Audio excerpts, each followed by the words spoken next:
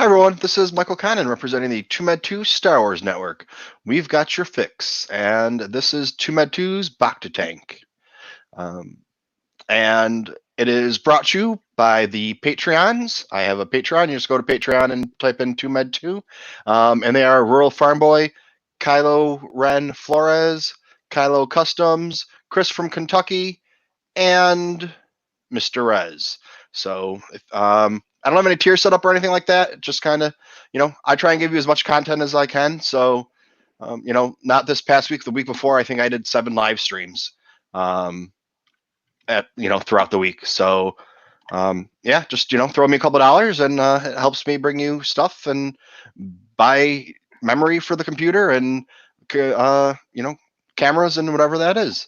So tonight, we have on a couple of special guests, and they are from Kessel Run, or not Kessel Run. Oh my God, I can't even fucking talk right now. Trench Run. Trench Run. Yep. We have Aaron and Justin. Hey, everybody. Live TV, man. You never know what's going to happen. Oh, yeah. So how are you guys doing today? I've been home for about 2 months. Oh, okay. Doing great. You both shaved your head recently too, it looks like. Oh, yeah. Well, he's a late adopter. I've been shaving my head for a while. I shaved my head for a couple of years. My ex-girlfriend or whatever she was decided one day that I was going too bald to have hair anymore, that I should start shaving my head. And I shaved my head then for a couple of years, and then we broke up. I stopped shaving my head, and I still have a lot of hair, but it's still enough that I can have to go get a haircut. So. Alrighty. Yeah, So, I mean, mine just started growing back a bit quicker than I thought it would. But yeah. So, yeah, like Aaron, I've been quarantining myself if I'm not at work, and I just recently got back to work. So, yeah. Yeah, I'm considered an essential employee, even though I'm really not. I'm more of a luxury. And about a month ago, I didn't feel well, and doctors made me stay out of work because I had like a respiratory infection. But I'm in New York City, so they can't really, unless you're in the hospital, they don't test you. And like, even if you're a doctor or a nurse and you're working in a hospital, unless you're actually like very sick, they still don't test you. Wow. So like, it's just kind of, I've been off for a month. And I have 2 more doctor's appointments, see if I go back to work the end of next week. And so I have another week off, or maybe I work next weekend. I don't know yet, but anyways, yeah. So that's kind of where everybody is right now. It's a little craziness, but so, tell me a little bit about yourself. Tell me about your podcast. Well, we started it around September-ish, so we've been up in the air about around 9 months. The idea to have a podcast was actually about around the beginning of the year, but I was working like 6 to 7 hours a day, 12-hour days, and like in the night shift, so it was like basically impossible to even start up a show at that point. But I've always had the intent of doing a Star Wars podcast. But around like when it was starting to, like the ideas that were starting to come around, I was like, I really can't do this by myself. I need somebody to bounce off of. And I've thrown a lot of people into the hat, but I feel like and even to this day, I felt like Aaron was the best choice as far as somebody to do a podcast with. Since we've met like about around when The Force Awakens was almost ready to come out, so I thought it was kind of cool to see where our Star Wars journey would continue in that way. Yeah, for sure. I think I remember Justin talking about wanting to do a podcast like for a long time, and I thought, I mean, we were always, every time we would sit around and talk about Star Wars, it would just take on a life of its own.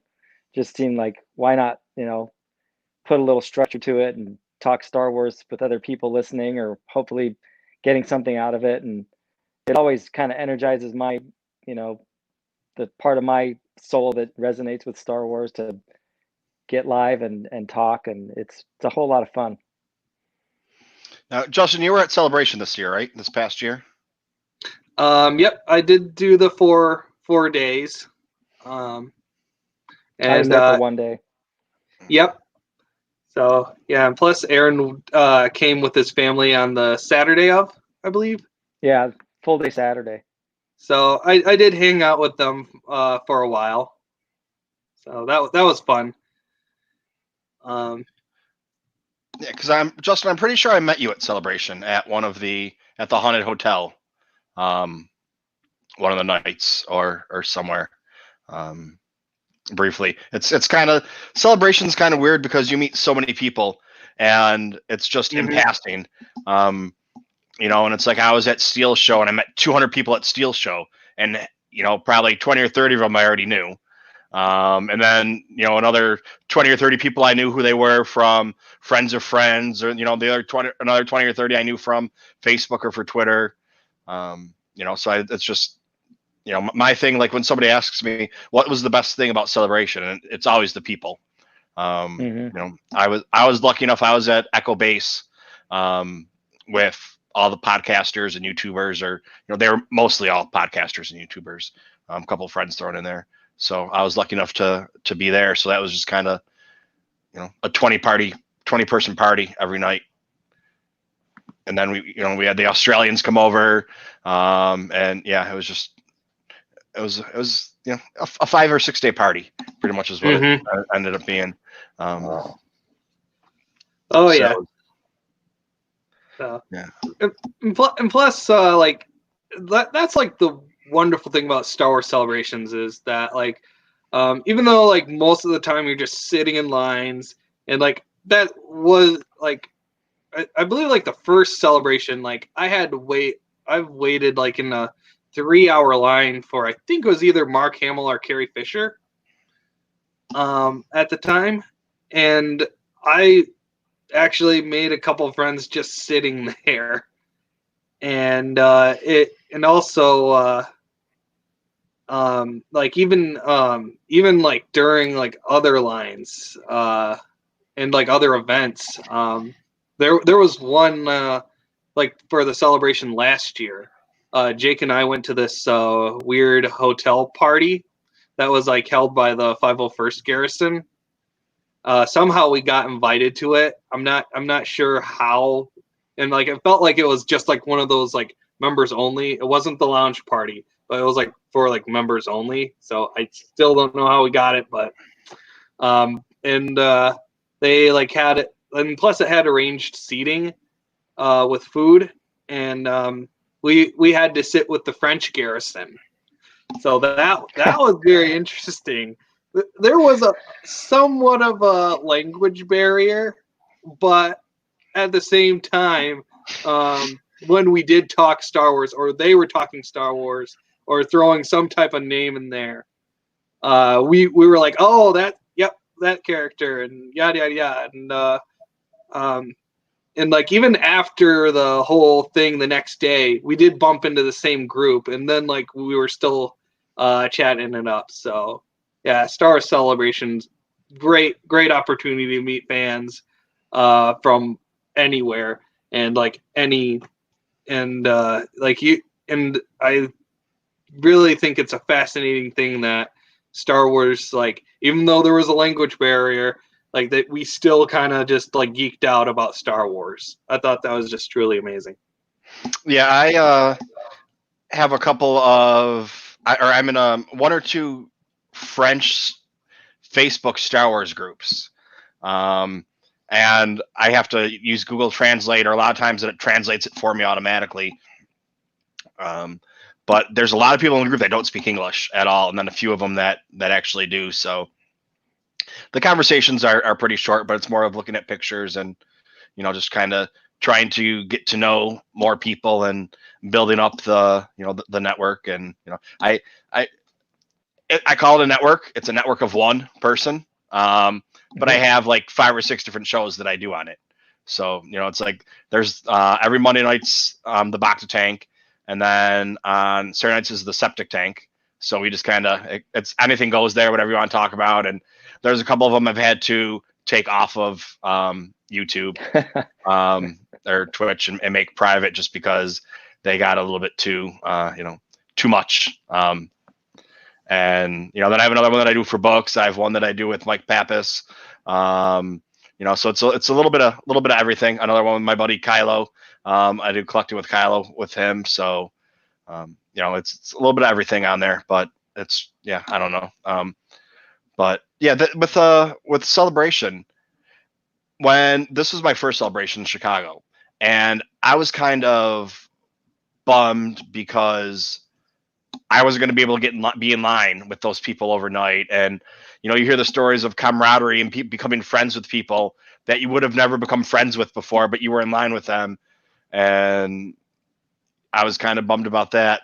And then, like, after the first night or two, and realized I'm still going to see all these people and meet all these people. And I might not meet that many complete strangers, which I still made friends with and met a couple of complete strangers, but you're going to become friends with, your friends, or you're hanging out with someone. And, I was walking the floor with Mike Pappas from Rogue One, and from like 2 aisles over, somebody heard him talking to me and came over, and they're like, oh, hey, how you doing? I recognize your voice. You got to be Mike Pappas. And he's like, yeah, he's another podcaster. So I became, I'm friends with them, and I was on their show. I was going to say a couple of days ago, but it's more like 2 months ago or whatever. So it's like you still meet people, but you actually got to sleep on, a bed or a couch or whatever it was. So, I guess I'm kind of glad that we don't have to sleep out anymore, because you still meet those people. And that's the people that have been there before and sleeping out, kind of said that they like this better. Yeah, definitely. The first time we did Star Wars Celebration was at Celebration Anaheim back in 2015. And like the first night that we finally got to California, it was the first time that I've ever gone out that far. And me and my friend Jake were going to talk with some of our buddies from the Star Wars Underworld, who were currently in a line for the Force Awakens panel. And after like we had our talk, we were like, oh, that's fine and great. Goodbye. We'll see you tomorrow. And we turned around, and they wouldn't let anybody out. And we're like, what? So they were like, yeah, we're not letting anybody out. We're not letting anybody in.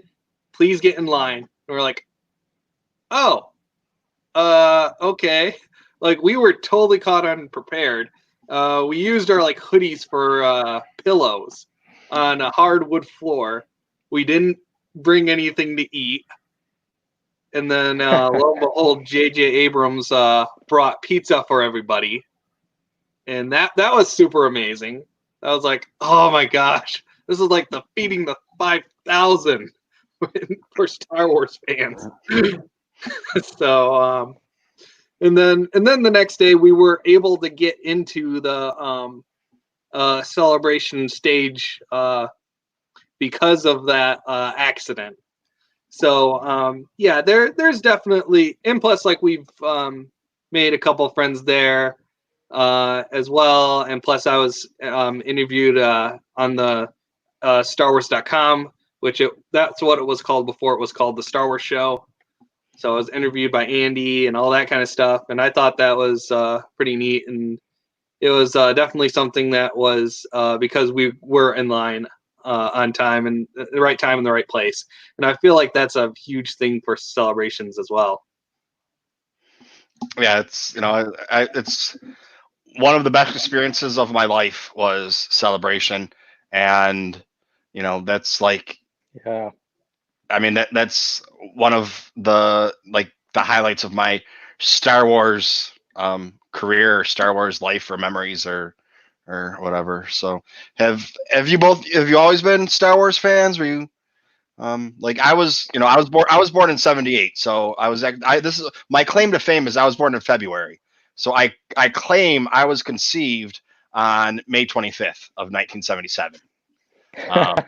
Because I mean, if you do the math, it works out perfectly. I just realized this a couple months ago too, but it works out perfectly. And my mom and my dad were like, "We have no idea. Like, we didn't even know what Star Wars was." And I was like, "Well, I know it would have nothing to do with that, but I really want to have that conversation with my parents." But I was like, that'd be even better if they were like, "Oh, well, it was right around then," or something like that, because we know from, I mean, sometimes parents remember things like that. I don't know. But yeah. Anyways, so yeah. So you guys, what are your Star Wars stories, or how you got into Star Wars? Oh man, I guess I'm dating myself even more because I was 7 years old when the first Star Wars came out. So I was born in 1970, and so I guess one of my bragging rights is I've been alive for the whole entire history of it. But Star Wars for me kicked in. I've told Justin this story before, but it's burned into my brain.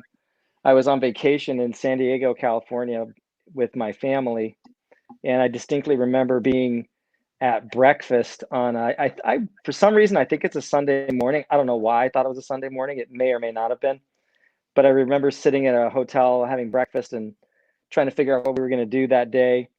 And this was back when the only way you could find out what was playing in the theater was to break out the newspaper. And remember my dad flipping through the newspaper, and I just remember the phrase something like, "How about this Star Wars thing? We can see this Star Wars thing," and I'd never heard of it. I didn't know what he was talking about. So it probably had been out for a little while, maybe, and some hype had built up. And I don't really remember anything else after that until the evening. And I just remember driving up to this big old school 70s one screen movie theater, and there was a line just wrapped around the building. And I remember getting in the line, and there's all these like street performers entertaining people, and I guess people had been there for a long time. And all I can really tell you is that after that night, Star Wars pretty much dominated all of my childhood. Took a little break during high school and college, a little bit, and then came roaring back with a vengeance when they announced the prequels, and then even more strongly when the Disney era began. So I've had the chance to enjoy Star Wars as a child, and then prequels came out when my kids were just coming into existence. So my kids kind of grew up on the prequels and the original, but they grew up on the prequels. Like those were coming out in their childhood. And so then by the time the Disney era started, they were all a little bit older. And so we've kind of shared that whole experience. And so Star Wars, everything Star Wars has been just a part of my life since 1977. Everything from the music to the toys to I own way more toys than a 50-year-old should, but hey, whatever. There's no such thing. And it's just, yeah, I would have to agree with that. By the way, on side note on that, I've noticed that if you go to Target during the quarantine, there seems to be a bit more good stuff to find. I don't think people are out as much hunting toys right now, but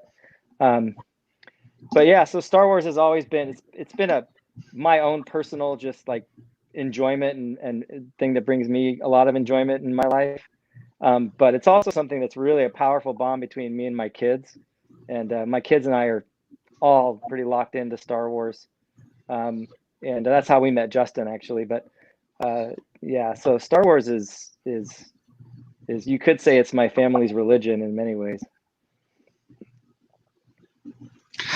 Yep. So as far as Star Wars goes, like as far as the Genesis, I remember it was like a rainy day. I was kind of upset that I wasn't able to go outside or hang out with Jacob at the time. I forgot, but I was just down. And plus, my mom took some of my sisters to go somewhere at the time. And I think it was for a doctor's appointment, but my dad, it was just me and my other sister at home, and we were just kind of talking around. My dad was like, "Hey, you guys want to watch Star Wars?" I'm like, we were both like, "What?" Like we're used to watching movies with dad, and it's mostly westerns and John Wayne and all that kind of stuff. So I was like, "Okay, what's Star Wars?" So like he popped that in on a VHS tape, and after that, it was just like, yeah, now this is my new favorite thing. And I was just hooked ever since. And plus, around the same time, the Lego Star Wars was starting to come out because Lego bought the rights to Star Wars, and so like one of my first sets was Anakin's Pod Racer. Um, and, oh, I forgot to mention that I did grow up with the originals first, so I was a little too young to see the Phantom Menace in theaters at the time, so we watched it when it came out, like the day one on when it came out on video. Then Episode 2 was the first Star Wars movie that I ever saw in theaters, which if you guys know me, or if I've already talked to you about like my Star Wars list, usually Episode 2 is the lowest, but I always kind of have a special place in my heart for it because it was the first one I saw in theaters, and back then, like as a kid, that was just like mind blowing. And then Episode 3 was like the first PG-13 movie I saw in theaters, and I was 12. And back then, my parents had this big rule that you couldn't watch PG-13 until you were 13.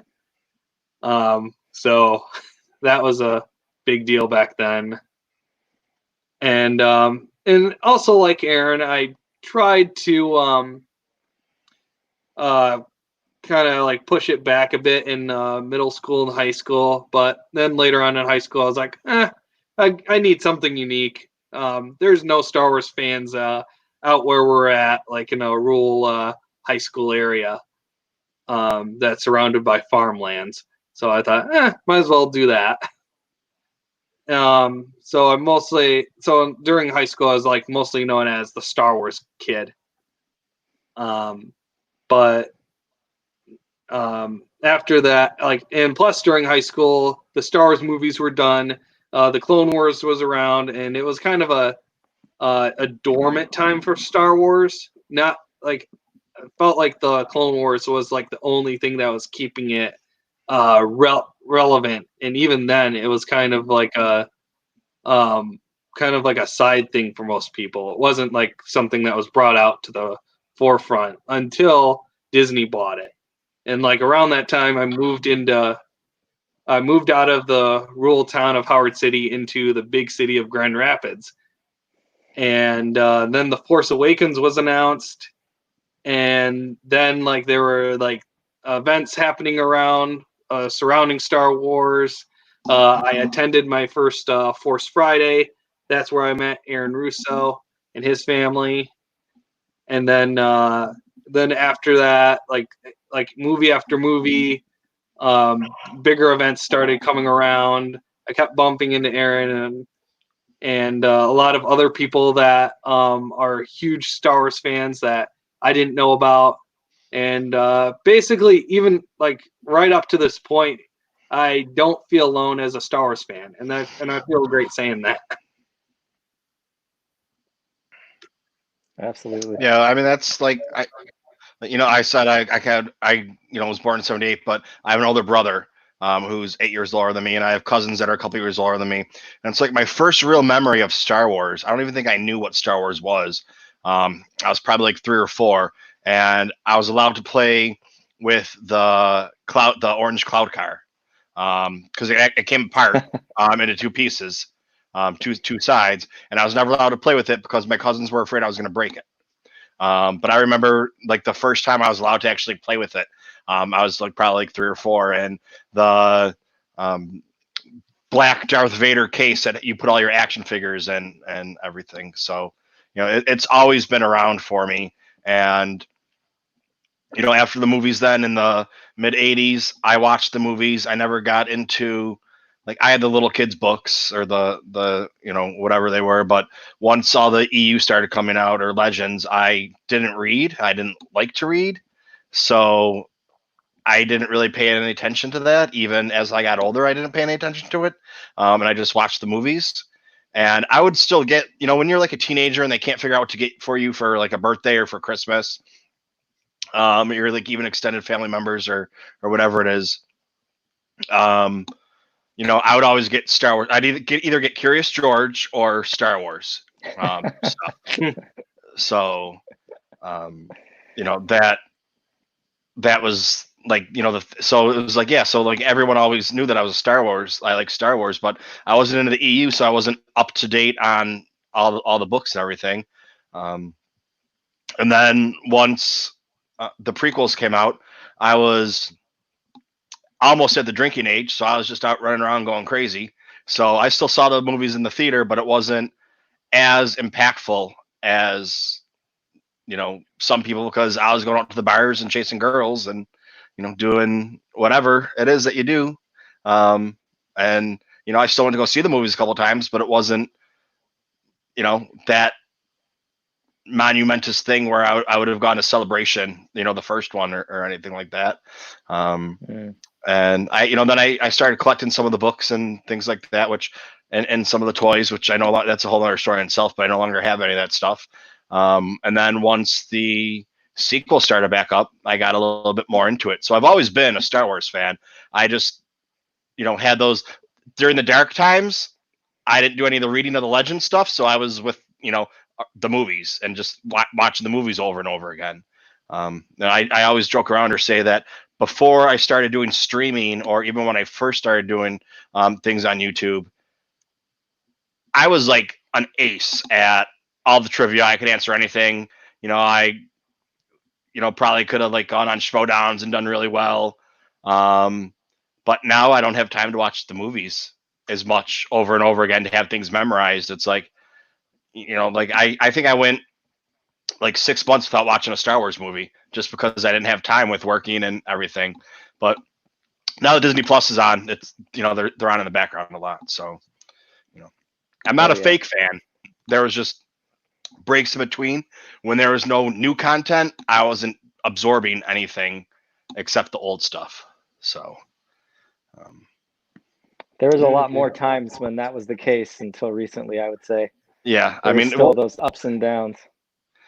Yeah, even since we had the sequels come out, there's always been something going on. Whether or not you're into it or not as a Star Wars fan, or you like it, or whatever it happens to be, at least there was something going on. Whether it's a movie or a comic book or a book or a cartoon, I mean, so there's always been something. I didn't get into the Clone Wars at first because I saw the 2003 Clone Wars, and I was like, okay, yeah. No, not the movie. The Jendi, the micro series version. Yeah. Yep. And I was like, okay, it's wasn't really my thing, and I was like, all right. And then the other Clone Wars came out, and I was like, I didn't like the first one. I'm not going to watch this one. And then I started watching it, after it was pretty much over, and I was like, wow, this is awesome. I don't know, I was being stubborn or pigheaded about it because I didn't like the one part, so I was just like, I'm not even going to watch it. Why waste my time?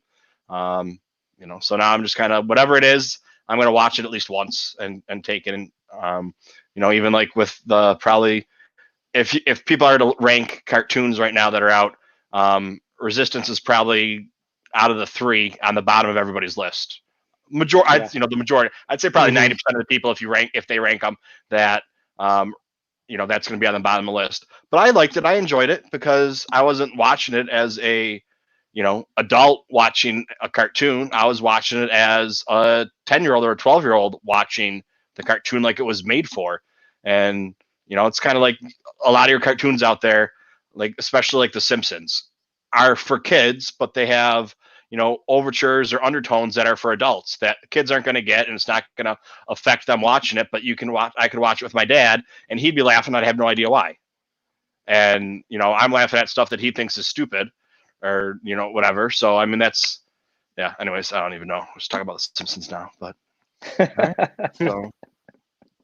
So I think that's probably one of the cool things about like the animated shows in Star Wars. Although I think Resistance is a little bit like it never went where Clone Wars and Rebels did, but like it's like it kind of tricks you. It's like, oh, there's a Star Wars cartoon, and then you're like, oh, maybe I should watch it, maybe I shouldn't. And then you watch it, and you're like, oh, this is Star Wars, yeah.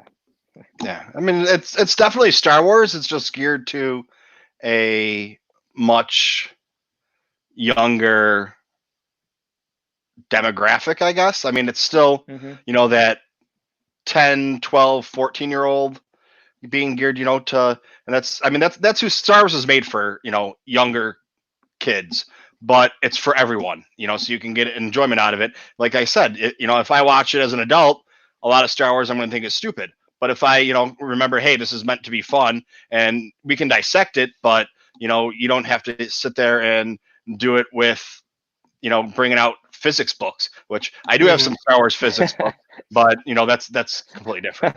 And trying to figure out, well, how, why is this possible and how this happened? It's not because it's a movie or it's a cartoon. It's not real life. So, you can give a little bit of leeway with that. But so, yeah, so we got some, if I'm going to put the link in here in case anybody wants to stop in and say hi or get in on the conversation. Yeah, there was a question earlier by Rural Farm Boy, which hi, nice seeing you again. Like as far as social media, you asked about the rural area where I grew up. It was a little bit north of Howard City, so I mean, north of Grand Rapids. Sorry. So for those of you who aren't familiar with Michigan area, Grand Rapids is probably, I think it's like the third or fourth biggest city in Michigan. Second biggest. Oh, really?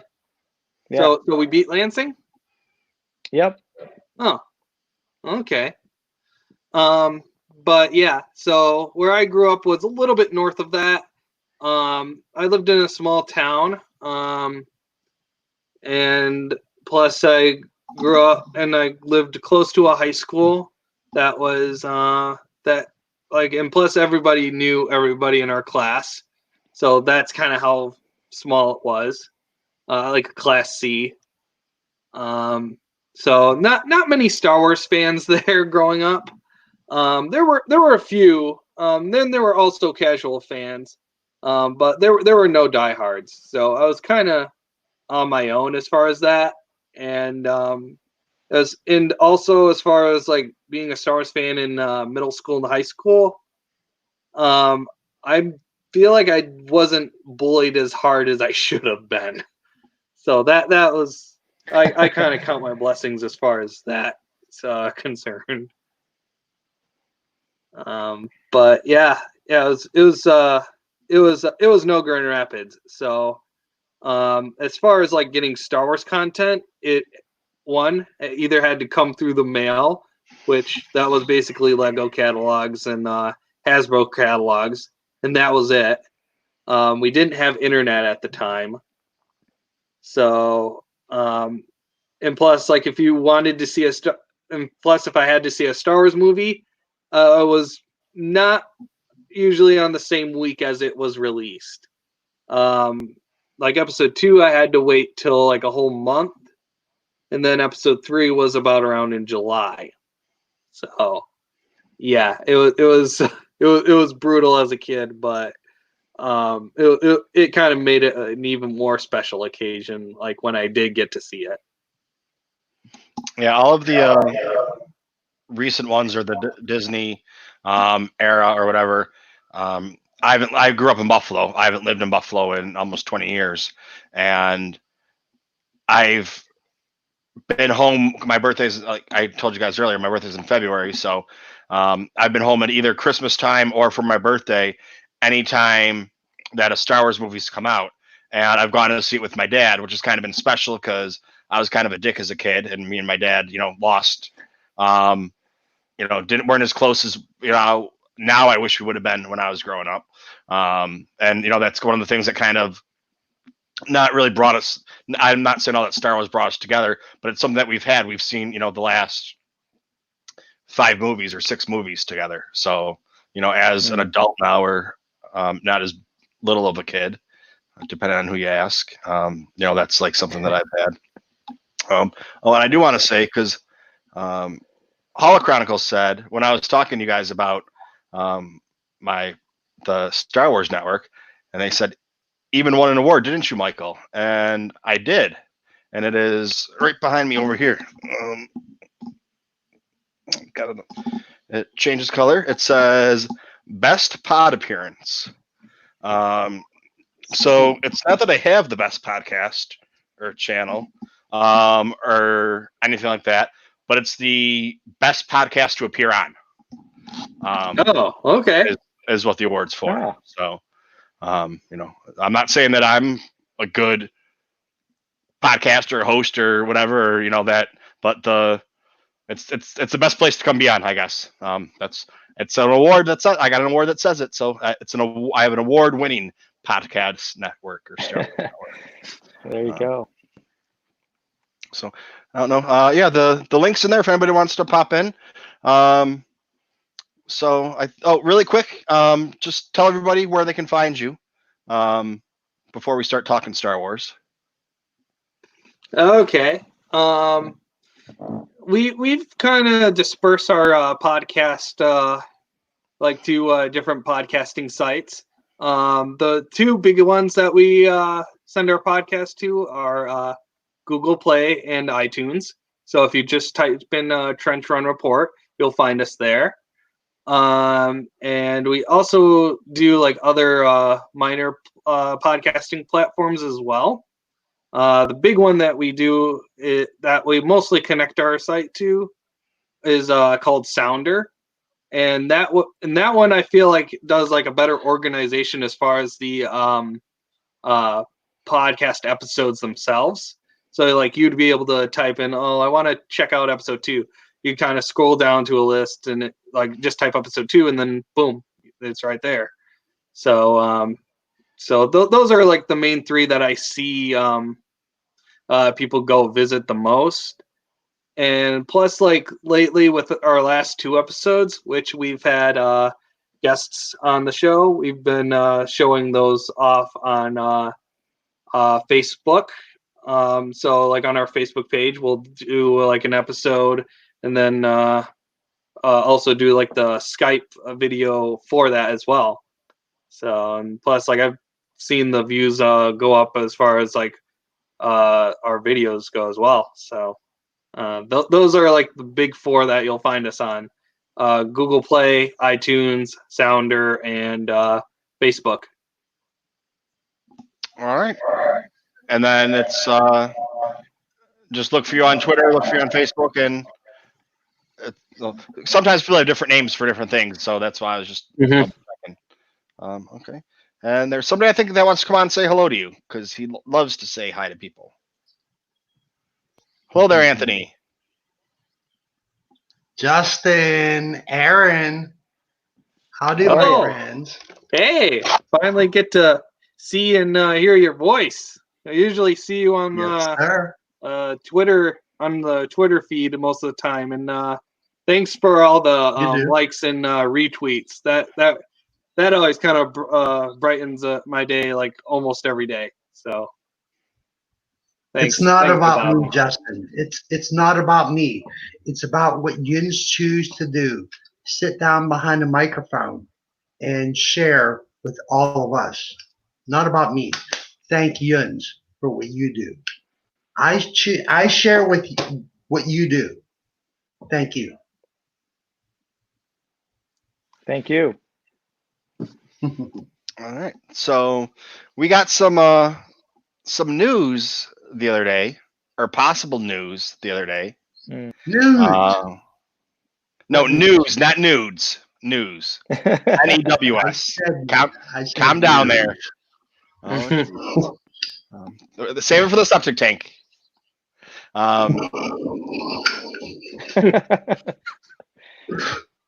Carry on. So the news we got the other day, I think it was Hollywood Reporter, reported that Tamara Morrison is going to be in season 2 of The Mandalorian. And then everybody else in the world ran with the story that he's going to be in there. Even though, they're not saying that, it's confirmed or who said it or however they went around doing it. They just said they heard a rumor that he's going to be in there, and they said, well, he's got to be Boba Fett because he was Jango Fett, so he's got to be Boba Fett and The Mandalorian. And then everybody else ran with it, and then every other newspaper or online source or whatever, everybody else that's doing the story is saying it's confirmed because someone else wrote that they heard a rumor. But I mean, as far as I know, it's not confirmed. It's still a rumor. But if I'm going to make a YouTube video and I want people to watch it, I'm going to say confirmed. I'm going to write confirmed, right over his face, and people are going to be like, "Oh, it's confirmed. I want to see this." Not, I heard a rumor that maybe possibly someday there's going to be this guy that was an actor in one of the movies and be back and whatever. So I was just wondering what your take is on the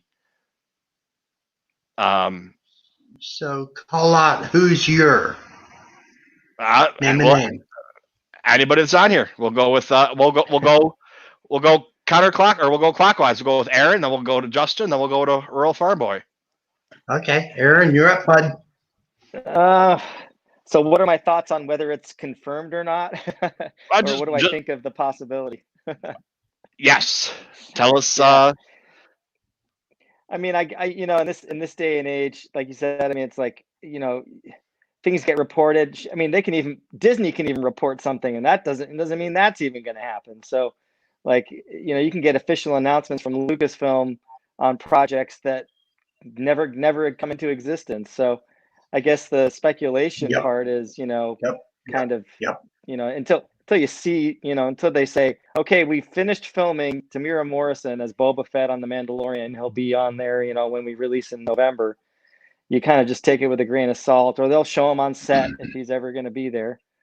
But I mean, for me, like, the concept of Boba Fett showing up anywhere, a friend of mine had text messaged me the other day, and he was like, so what do you think of this? Like, can you live with the idea that Boba Fett survived the Sarlacc pit, and can he come back and whatever? And I mean, my take on it is, I don't care. Boba Fett can go anywhere and do anything he wants, and I'll be really happy about that.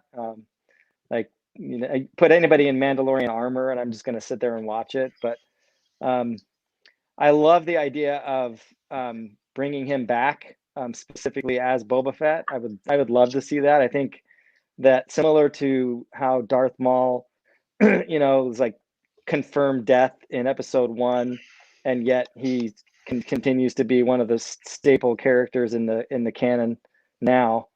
I love the idea of them bringing Boba Fett back in that show, and having the mythology about him just be even more impressive. Like, coming out of the Sarlacc pit and still alive, and looming in the background, and I'm assuming being some kind of foil or nemesis maybe to the Mandalorian himself.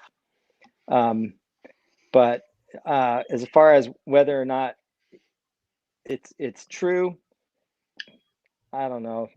Like I said, I mean, these days, even if Lucasfilm announces something, you really can't, hang your hat on it, because projects get canceled, and one day Lord Miller directing Solo, and one day Benioff and Weiss are doing something for Netflix, and then they're gone. So, but to be clear, anybody playing Boba Fett's going to be fine with me. Bring it back to Mira Morrison, especially if they use his voice and if they, if they use his acting would be spot on for me. I don't care what plot holes they have to fill or anything like that. I mean, just give us Boba Fett. I'm fine. Well, I mean, because if he is in it, they've already finished filming or they've finished shooting it, so they would know that he's in it or not. It might not be edited yet, so they might not know how much, especially if he has a small role. That's why, like when Dominic Pace was making his rounds, and people, when I interviewed him, I said, how many episodes are you going to be in? And he said, well, I really don't know, and I really can't tell you about that, even if I did know, because he was in that one, or he was in the 2 episodes, but the second episode, he didn't know if he was going to be in that or not, depending on the editing, on how it's done.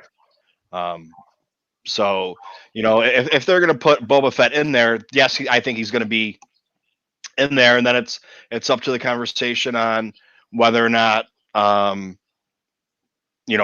big of a role he has or what kind of story it is. But I'll let you guys say what. I'll let Justin and the Rural Farm Boy say what they think before. Yeah, Justin, you're up, bud. What do you got? Okay. I feel like I do remember talking to Aaron about this during I think it was either the Disney Plus Star Wars Equals episode or the Mandalorian or the Mando meetings one. I don't remember which one. But I was like, I'd be okay if they did bring back Boba Fett, but it also does kind of bring a bit of a challenge with the story as well.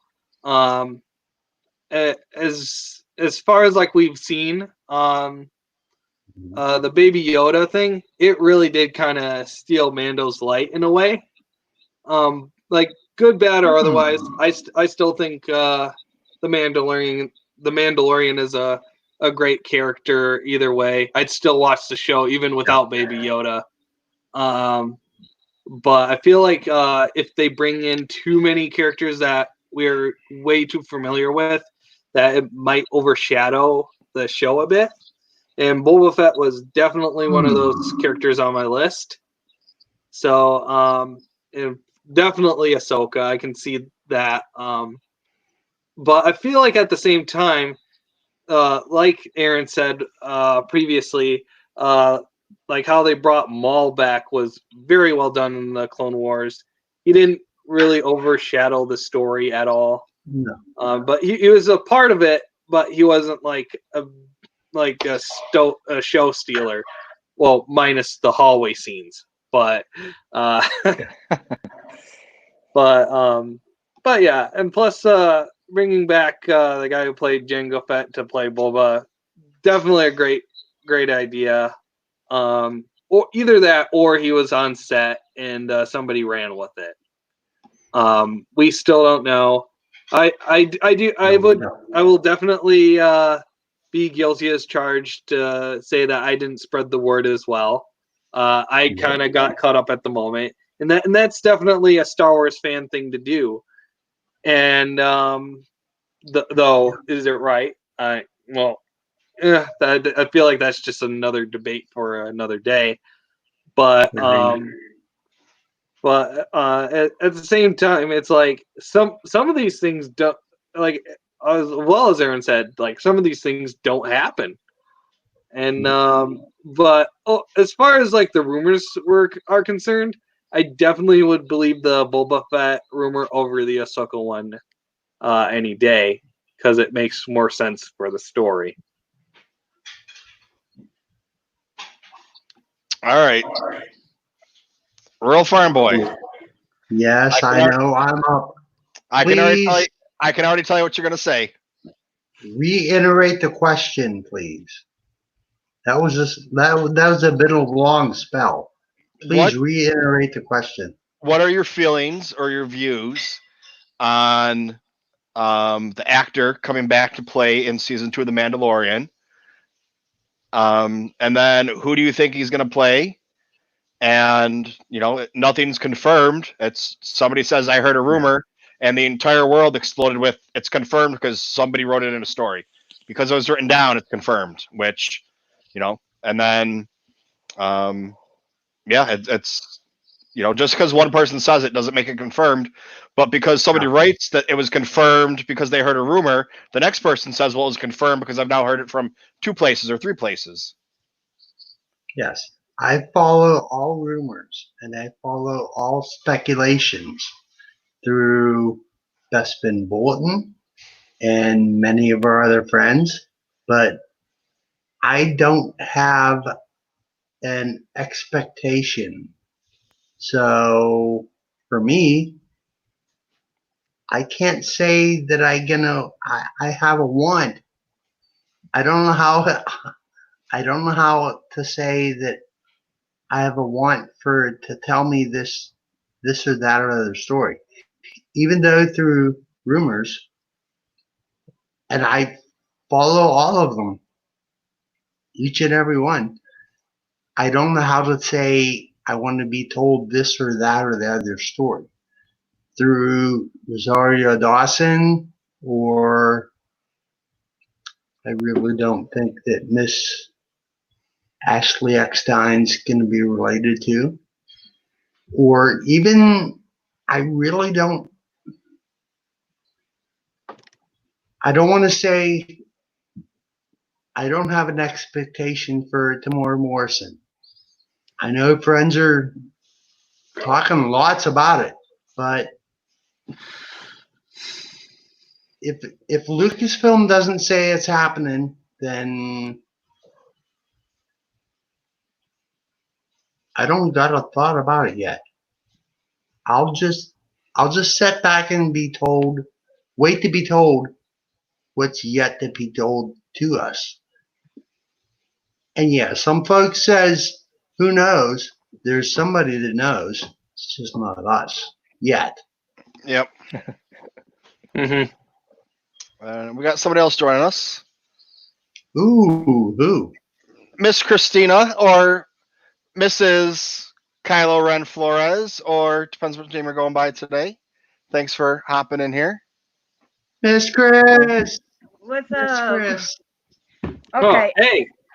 Hey, I have an opinion, and I'm gonna go be straight about it. Go, girl. Okay. Go, girl. Go. Okay. There's a lot of rumors, and There are. I mean, I believe it that he's gonna go ahead and play the character. It's not just one source that has been telling. It's not 2, not 3. It's been a lot. That's my opinion, and I'm gonna say it straight away. I hope he plays it. We're hoping so, because he's been in the movies before, and it would be cool. And it's like the same way the rumor is coming about the Obi-Wan Kenobi series, as Anakin is coming back, and they both gonna come and play the same characters. So my opinion is it's a rumor, but I believe it. And so, I mean, we cannot just go ahead and say it's a lie, because if it was just one source, of course, but this has been different sources, and I believe it.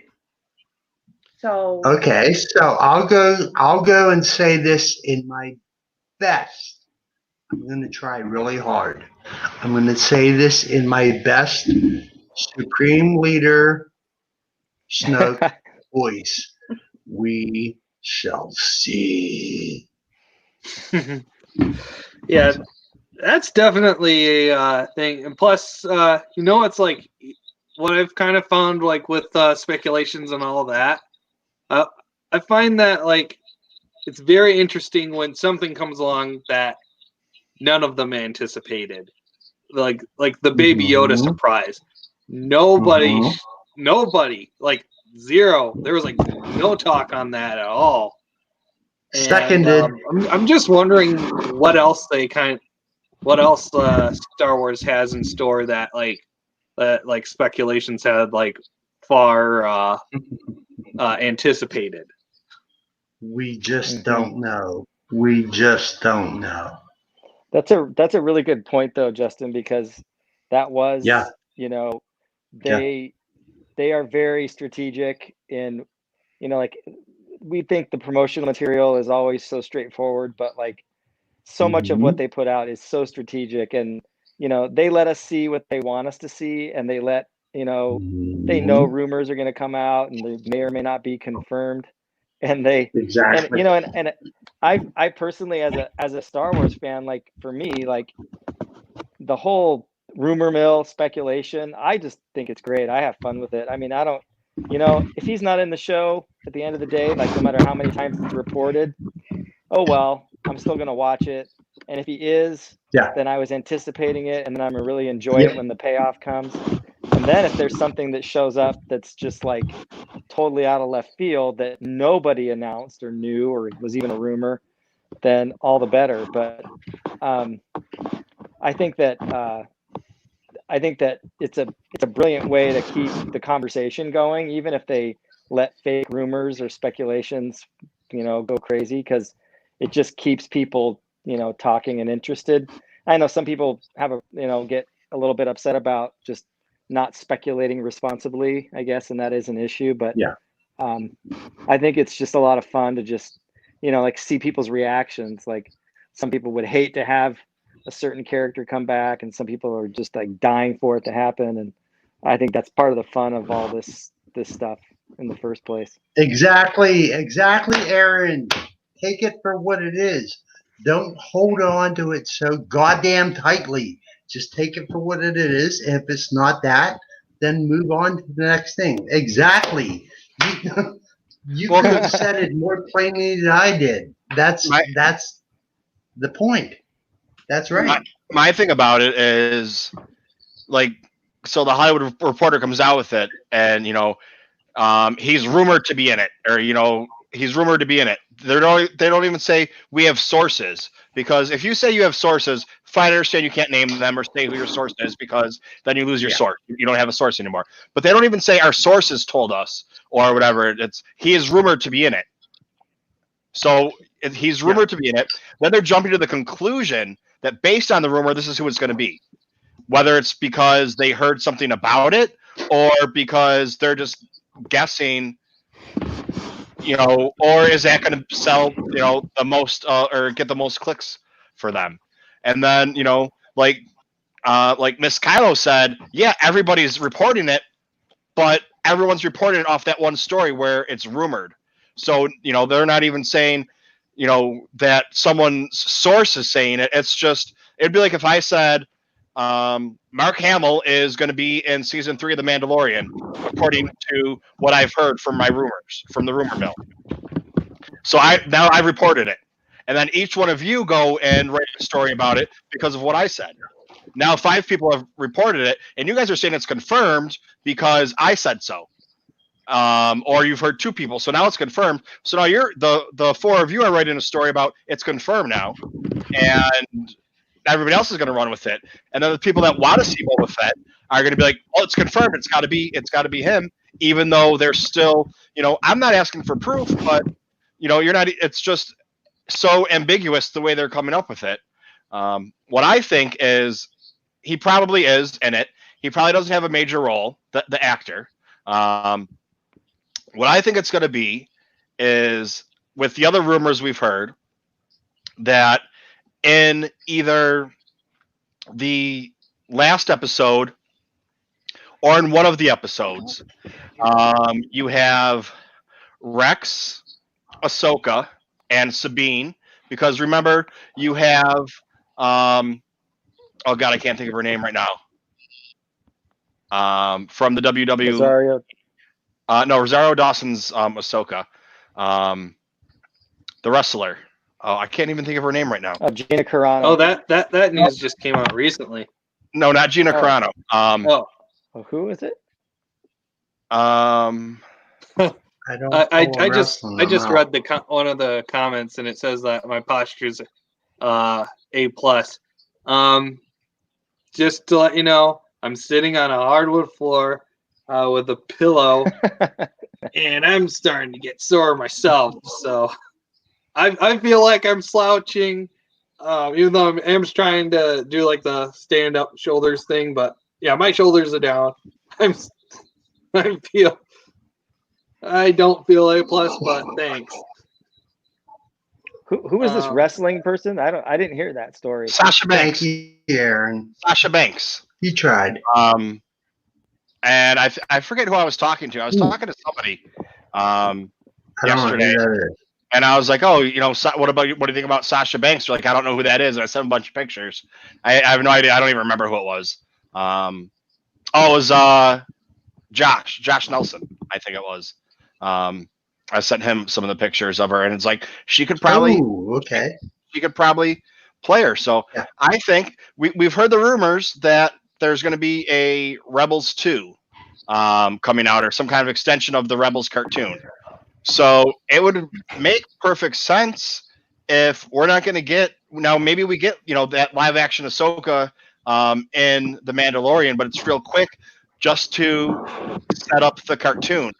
So then it makes complete sense. The other speculation is Rex, that he's going to play, because he's going to look just like Jango Fett. So I mean, yes, Boba Fett is too, but that would mean that you have to have Boba Fett take off his helmet for it to be any reason, because anybody can play Boba Fett. It doesn't matter who it is. So I mean, I think they might just show really quick them, or have like a really small storyline for the three of them, because we know in Rebels they know of each other, and Rex is still alive. And if you do the math, yes, Rex is going to be really old, because he's going to be 70 years old or whatever it works out to be, but we were told that he's in Return of the Jedi. That old guy, right. In Return of the Jedi, they retconned that a few years ago and said that that's Rex in the movie. So you're talking about 5 years after Return of the Jedi, add another 10 years onto that guy. I mean, if you want to go that route where, because people are saying, oh, he's too old, he'd be dead. Well, I mean, 5 years, it takes place 5 years after Return of the Jedi. So add 10 years on for double aging. I mean, he could still be there. He's probably not going to be out fighting the best battles, but he could still be there. So I mean, that's where that's part of the beauty of. I mean, Star Wars is so, people say, oh, I remember that when that people speculated that character on the Endor moon was Rex, and then Lucasfilm announced that it was, and it's hilarious. I mean, nobody ever intended for that to be anybody, and then you just conveniently confirm it and then fill in that plot hole and make something out of nothing. But I think that's kind of like the fun of following all this stuff, is that they can pretty much make anything happen if they want to. If Darth Maul can get cut in half and come back with spider legs and whatever, then like people can live longer than anybody would think they would, or even if Yoda can jump around and do triple flip 360s with a lightsaber, then like anybody any age can do anything. I think part of it as well. Hey, Michael. Yes. You need to check the chat, because Ronnie is wanting to. I think she might make a question, and they want you to answer. So I need to see if you can check on the chat. So to answer a question. Okay, what's the question? Okay, Ronnie, go ahead. Because I don't know what was the question. Oh yeah, sorry about that. I usually check on chat, see you're there when I do live feeds, but sometimes they get caught up in the moment. It happens. I was trying to. I'm horrible with the chats, and I can't do the chats and talk at the same time, or pay attention. That's Real Farboy's job. That's my job. So I'm gonna go and step back out now. So Aaron and Justin, I bid you farewell, and I say may the force be with you. I'm gonna go step back into the YouTube chat and do my duty. May the force be with you, friends. And All right. maybe cross And with paths you. again. Nice seeing your face. Yeah, likewise. Yes, sir. Both yins. Thanks for joining us. I'll see yins both in my playlist. May the force be with you. All right. We'll get you that content. Yep. I got a spot for it. Well, they said something about it's the Star Wars Force Unleashed questions. So, Ronnie, I don't- go ahead. I don't know what the Pokemon. Star Wars Force Unleashed question is. Okay. Somebody said duty. I don't know who said duty. I don't even know who's meant like that.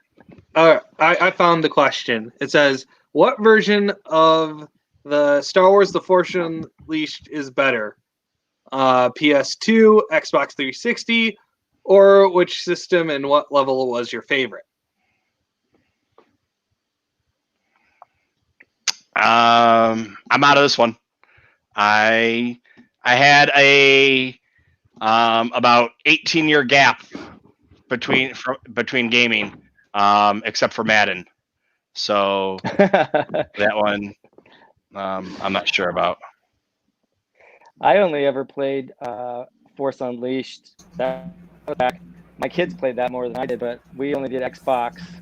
So I don't have a real comparison to PlayStation, but I mean, most people, consensus is that's probably the high watermark of like Jedi-based video games, Star Wars video games for sure. Yeah, I've played it on multiple platforms. The first time I did it was at a friend's house, and it was on the Wii. So that was very interesting. Because like you had to That was on the do Wii? more physical stuff, like getting up and playing around with the Force. So it was a little more immersive that way. Then I owned it on PS3. And then later on, I got an Xbox 360. I felt like the Xbox 360 was the better one for me. And then I also got it on for this computer right here on the PC. And that one was the controls were a bit clunky. But other than that, I still think Xbox 360 had the better control, the better feel, and the level that I really liked was the like when you were trying to escape I think it was the Star Destroyer that was like heading right into a sun, and you had to rescue Juno Eclipse and get out of there, and then like you had to like Invader kind of like gave you a destiny that you kind of had to choose for your Starkiller had to choose his own destiny, and I thought that was kind of taking the story into a different turn. So probably the best part of the video game for me. All right, and we're joined by Patrick Gannon 136. How are you doing? Doing a little okay. Just got off work a little while back. I had some dinner and just relaxing. I was reading a little bit of Jedi Lost, trying to catch up. All right. Do you have any opinion on the gaming question? What was the question exactly? Which version of what was it? I didn't see the question. Justin, what was it? Which version of the Force Awakens or Force Unleashed? Force Unleashed. Force Unleashed. The question was like what platform? Actually, I forget exactly like what platform was best. Thinking, if I remember correctly, they really pushed. What was it? The first one on PlayStation. PlayStation 2 and PlayStation 3. And they had a version for that. Or for both platforms. So I don't know. I guess if it just depends on which game you're talking about specifically. Okay. Yeah, that was for the for the first Force Unleashed. Yeah, I So- played a little bit on PC, but I didn't get very far with it. I just got really busy doing some other stuff, so I never did get to finish it. But I mean, from what I played, it was fun. So I played I played some Star Wars game that came out a long time ago before you guys were probably even gaming. That was for Nintendo or Super Nintendo, and it was really hard. I don't remember what the name of it was. We talked about on here the other day. I don't remember what the name of it was. You had to run across a Sarlacc and a Sarlacc pit and shoot them, and you had other things falling after you. But it just kind of had like everything involved in the game.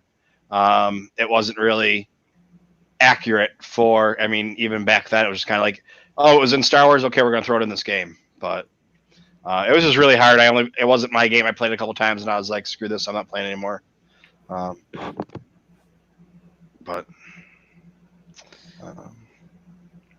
So sounds like you played Super Star Wars then. that's Yeah, what I they think said it that's was. right. Super, I think it was Super Star Wars. I'd have to actually check and see, but that does sound like what people said that it was. So yeah, I really haven't played a lot of the games. What I was hoping to do is on Steam, they usually have like for $50 you can go and buy all the games. And our then Humble Bundle too has that. yeah, well, I was going to buy them all, and I went and looked, and it wasn't on. It wasn't for. They didn't have it on there, and I was like, oh, that kind of sucks. Yeah, look into Humble Bundle. Every once in a while, they'll do a package sale. You can like get a bunch of games for like $30. And then I found out that they did have it. I just looked at the wrong. I don't know if I looked too soon or too late or whatever it was, because somebody picked it up. But We have another question. It says, "What's Super Star Wars?" Super Star Wars was made for the Super Nintendo. It was a game that was very well known for its brutal difficulty at times. I played the version that was on the PS4, and like that kind of got me frustrated. I think I got up to the Sandcrawler, but I heard that the other ones were like really brutal, especially the Empire Strikes Back and Return of the Jedi ones, which I never got that far. But I have seen other people play it like so easily, and I'm just like, how? So yeah, that's what we're talking about.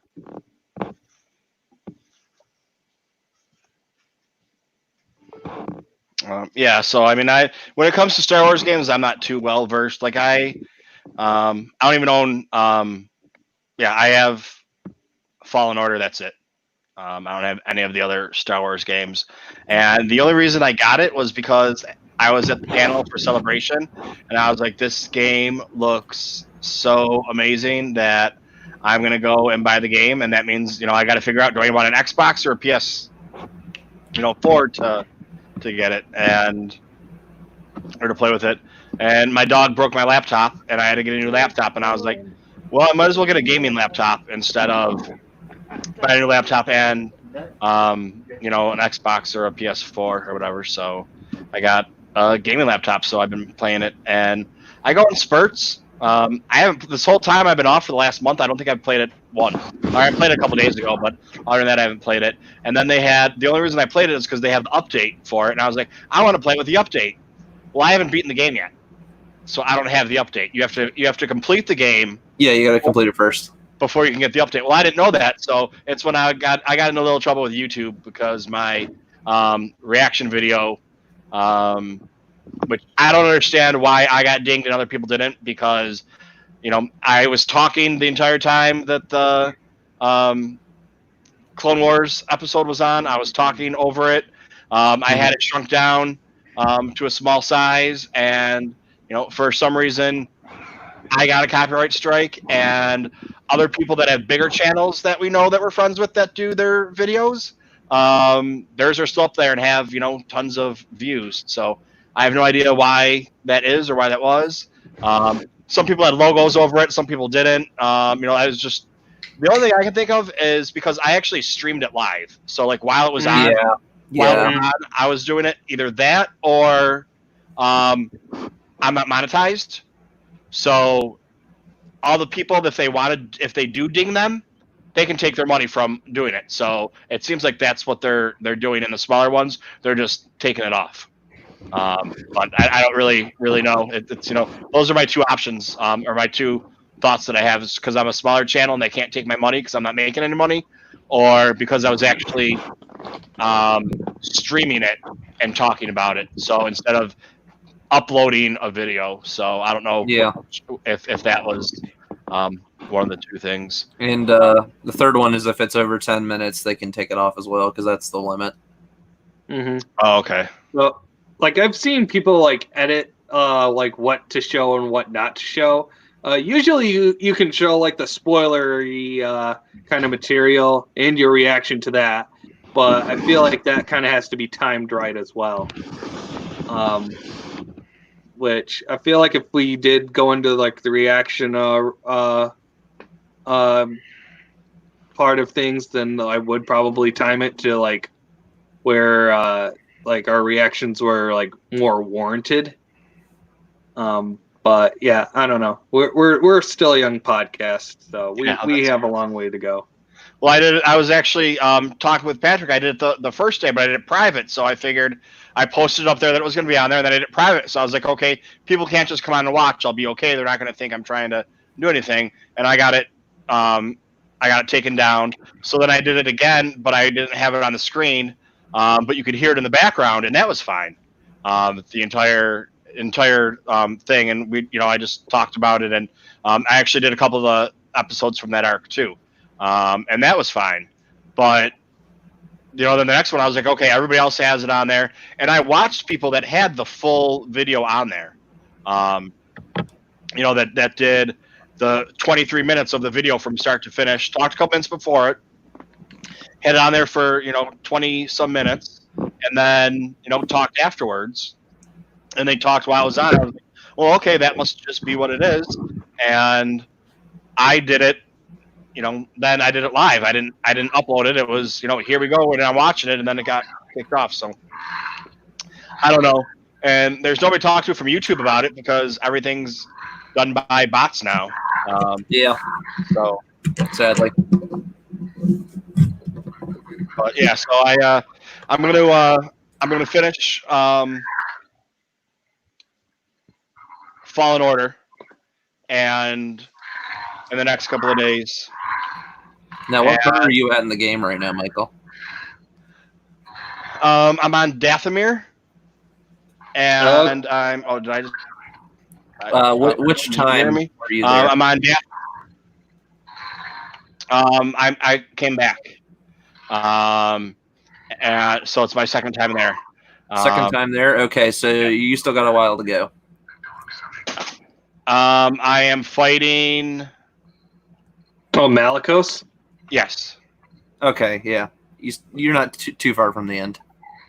Because I think it's probably spoiled for most people, but I'm not going to say, I'm fighting Malicos, and then there's that last fight you have to do afterwards, or whatever it is. So, I'm pretty close. The first time I fought Malicos, I don't know if he's still in. Kylo Customs, if he's still in here. Oh yeah, there he is. Well, he was in here a couple minutes ago, anyways. At least, he's like, "Dude, you're gonna get your ass kicked." I was like, "Yeah, I know." And like, I go to fight him, and I'm kicking his ass. I got him like halfway down, and I still got like 5 stims left. And I was like, "All right, I'm doing really good with this." And then I just got destroyed. I've gotten pretty close. I fought him for another half hour, 45 minutes, I think. And I've gotten him down really close. I just keep missing out. I need like an extra stim, and I'd be able to do it. What skill level are you playing on? Not the hardest, but the next one down. The Jedi Master. Jedi Master, which I just started on.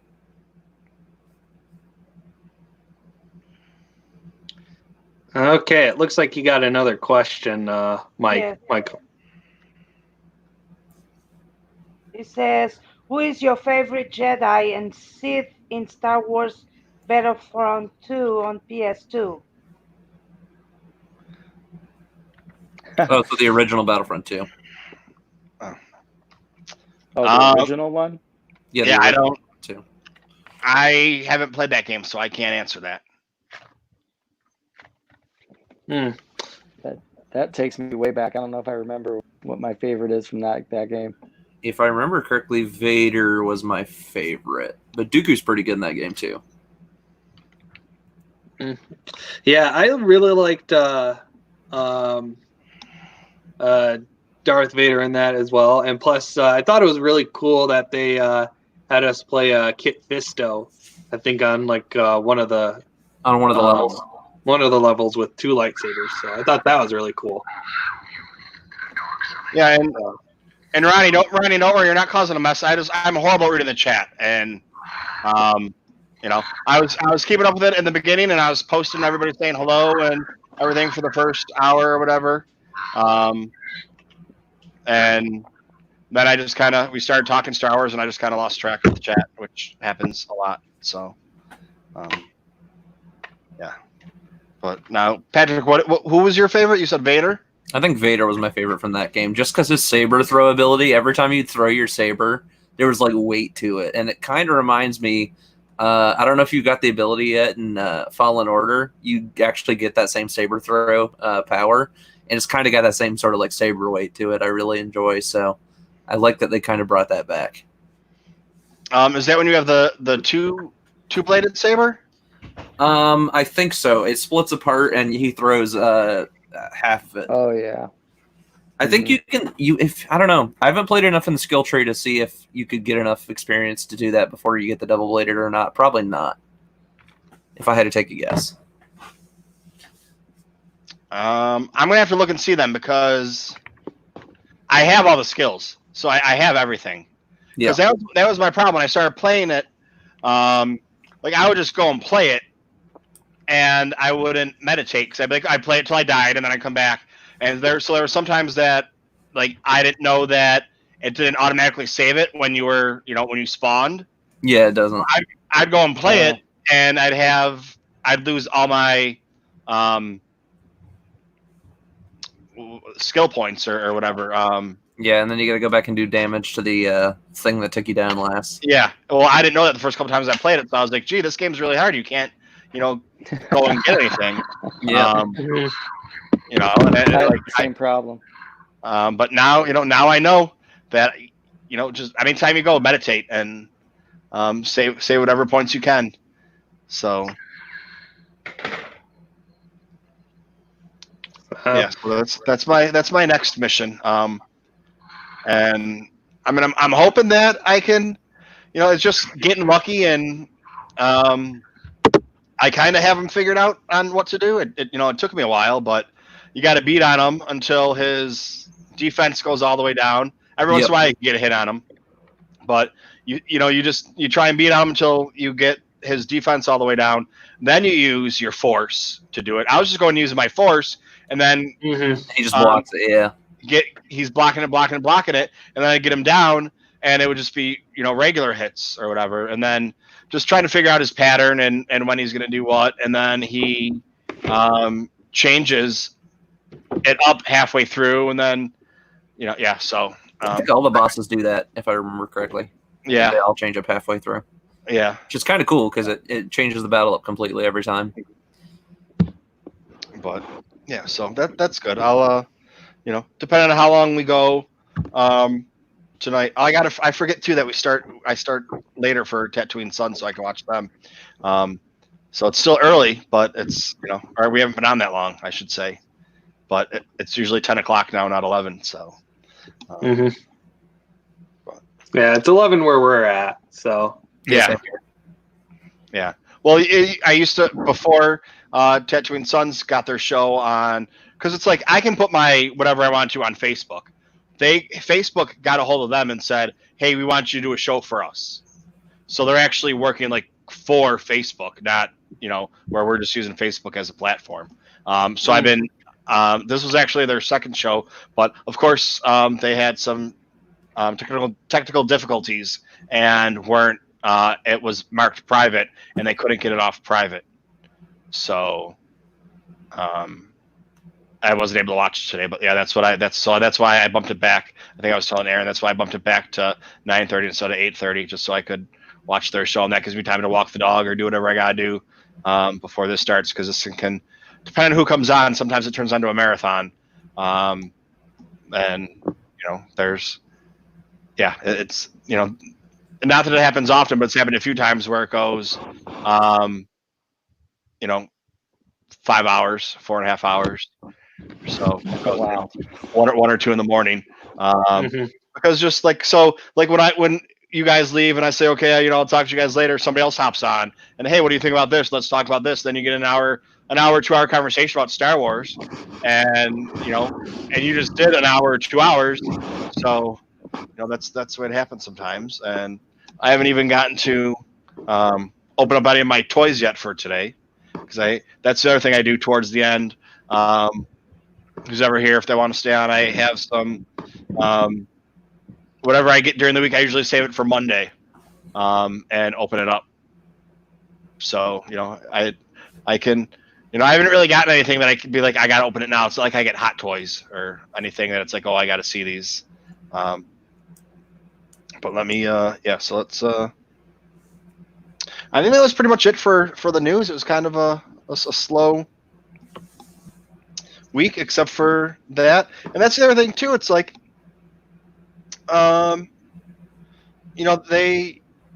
they always say that people say, oh, well, maybe this person's a shill for Disney, that's why it's being reported or whatever. Maybe Disney thinks it too. Maybe Disney said,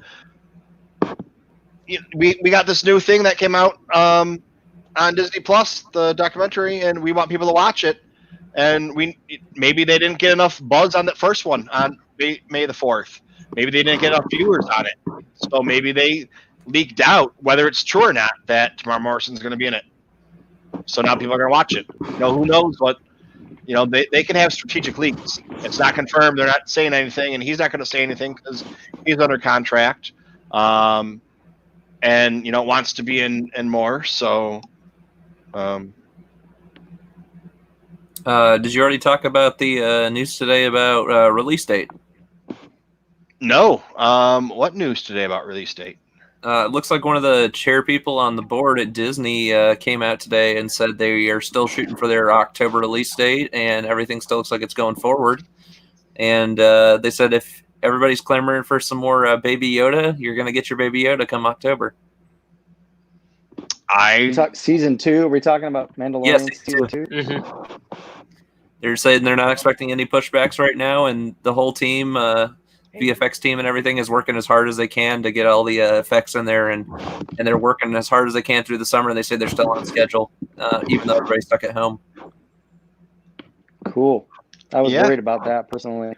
Well, I mean, that's what I was saying earlier. They're done filming. Well, Gina Carano said that they were done filming. Whether or not she's done filming or the entire production of season 2 was done never really was clarified. It was just that, production wrapped. So we don't know if it was for her arc or whatever episode she's going to be in.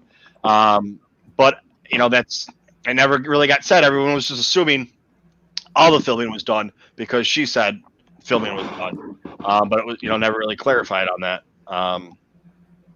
But they're big enough that they can give you a $2 million computer in your house and editing equipment or programs or whatever. I don't even know. I'm just making that number up, like what you actually need to do, and have it secured and whatever it is, so you can sit there and work from your house and do it. So that was really never an issue that I had with everyone being locked at home. You can't do it. They'll just move the studio to your house. Or whoever can do it, or oh, we're locked down. Okay, we're gonna rent this house for you for as long as it takes for you to get this job done.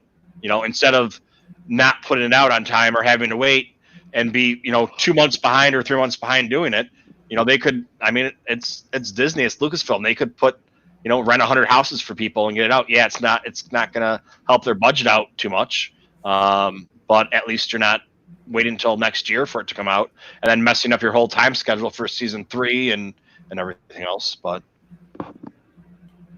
I'd be more worried about security concerns. Like, these people are living with their families, working from home. Like, what if so-and-so's husband or wife working on the team is like, wait a minute, is that the Mando? And they peek in the room, and next thing you know, we have some spoilers on our hands. Someone's going to pull their phone out and take a screenshot, and then they're going to be like, how'd this leak? And be like, well, Joe Schmo from ILM VFX department was working at home, and his wife thought, hey, that's interesting. I'm going to share that over the internet.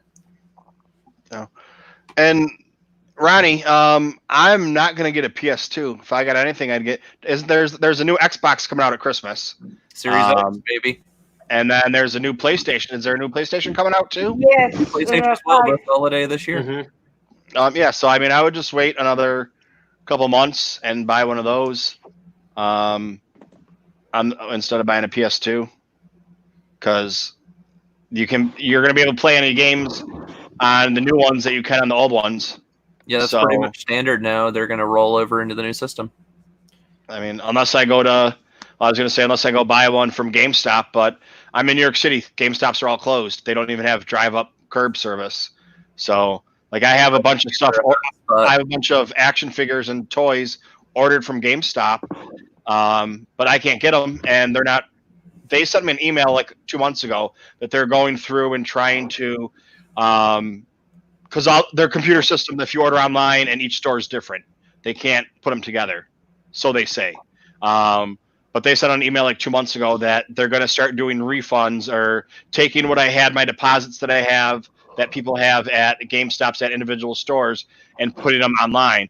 But nothing's been done. I've tried to get in touch with them about it because, I already have the stuff that I already put deposits on because I didn't feel like waiting for it because who knows how long this is going to last.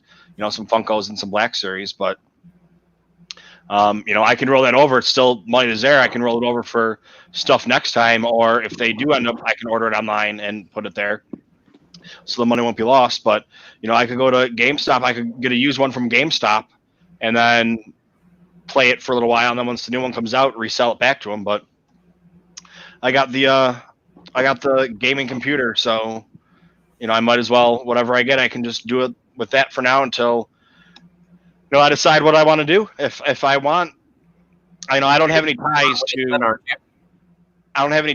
to PlayStation or Xbox, so I can wait until they come out and get everyone's assessment for which one's better, and not the people that are, they always have to have Xbox, so it's always gonna be Xbox. It's like the people that are into both, or the people that go and buy both because they want to have both, and then try and decide on what to do.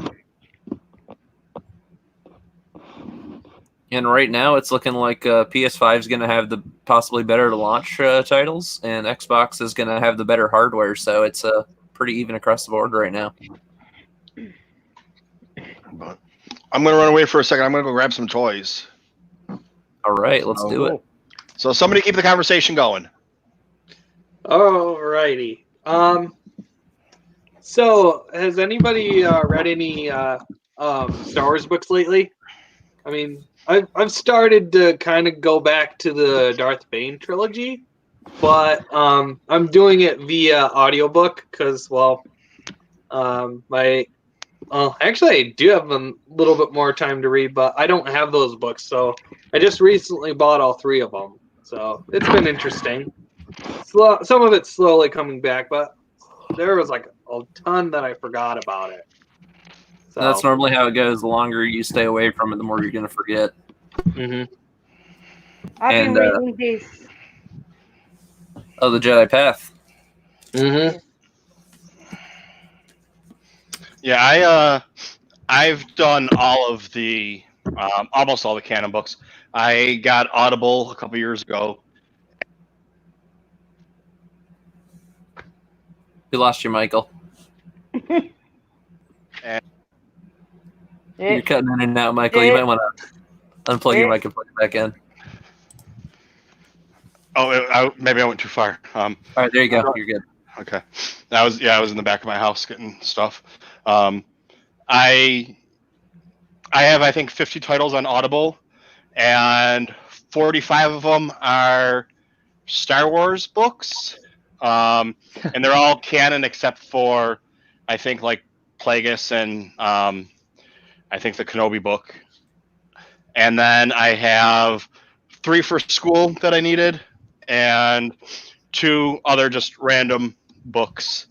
But yeah, so I started listening to a lot more podcasts, and my claim to fame is I taught rural farm boy the tricks of podcasting. You listen to podcasts and you start bumping them up to, whatever it is. Instead of doing it at 1, you can do it at 1.2, and then once you get, if you're good with 1.2, you do it at 1.5, and then 1.7, and then at 2. So you can listen to them at, double speed, and they sound normal to you. When you listen to them at regular speed, it's like, what's wrong with these people? So like, you can get twice as many podcasts done. And with me living in New York City, you get up and you take a shower and you get breakfast and you walk the dog. Well, there's an hour. So if you're listening to double speed, you can get 2 hours of the podcast done, which is, about, 2 podcasts normally. Most of them run somewhere around an hour.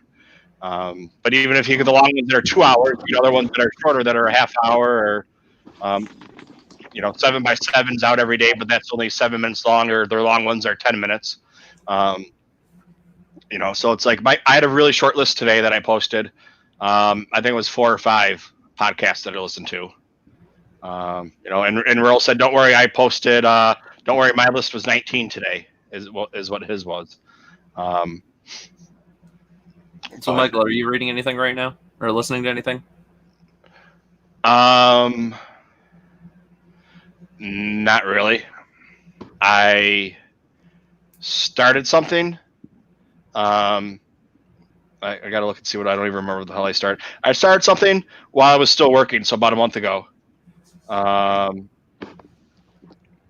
I haven't touched it since. The Legends of Luke Skywalker. Oh, good. Yeah, good book. Is that the one with like the bunch of different stories? Yeah, it's like a bunch of different stories of Luke, and that you don't know which ones are true or which ones are myth.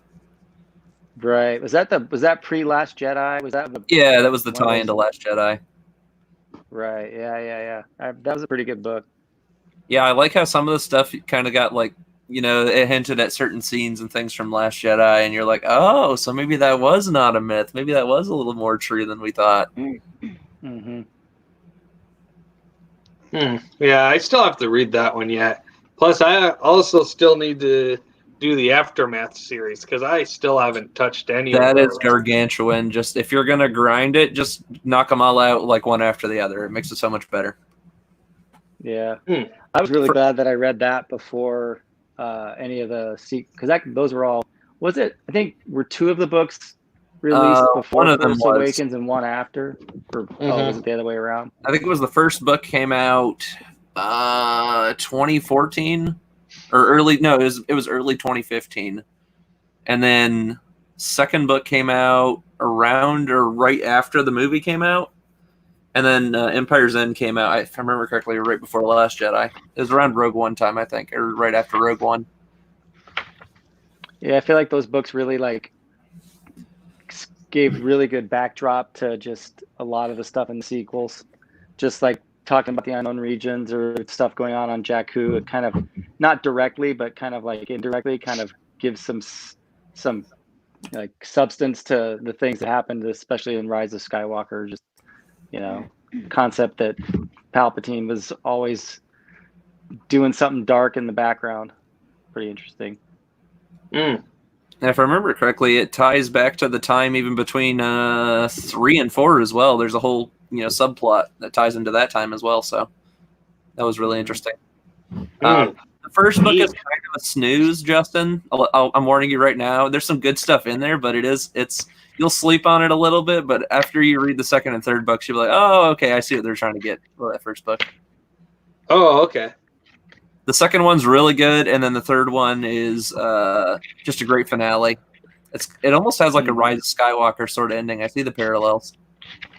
Mm-hmm. That's the ends with the Battle of Jakku, right? Pretty much. Yeah, and if you've played Battlefront 2, there is a lot of Easter eggs that tie directly to the book. I love it. Mm-hmm. Oh, okay. Yeah, I wasn't a big fan of the Aftermath series. Just not, where I put it. Some people love it. Maybe if I played Battlefront, I'd like it more. Maybe after I play Battlefront, I'll read them again and I'll like it more. Need to cut down some of my podcasts so I can listen to some more books, or reread the books. But that wasn't really my cup of tea. Yeah, the game mainly ties to the second and third books of Aftermath. Those are the parallels. Yeah, so I have that book to read. The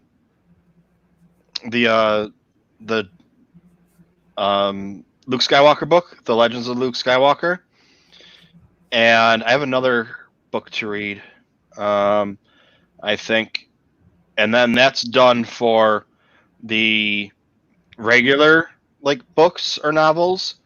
And then I have a few young R books that I haven't done yet. What is it right here? There's a lot of young reader books a lot of people have been sleeping on. I'm just letting you guys know, some of those are smash hits. You definitely need to read them. Some of the canon nods and things in those books are just, they're to die for. But it's I even on my list I have The Mighty Chewbacca and The Forest of Fear. That was okay. Not bad. I liked it. If you're a fan of Rogue One, you'll like that one. Star Wars Smuggler Run, a Han Solo adventure. That one's great. Moving Target, Princess Leia. Another good read. Pirate's Price. Just finished that one. That one ends pretty well. Lando's Luck. Surprisingly good. And I think if you dig Lando stories, you'll definitely like that one. I think that's it, because I have some other ones that are on the way. And then I have other things too, like the military books that I actually own. But I just haven't read them, and I probably won't be reading them. So I got them on audiobook too, or they're on my list.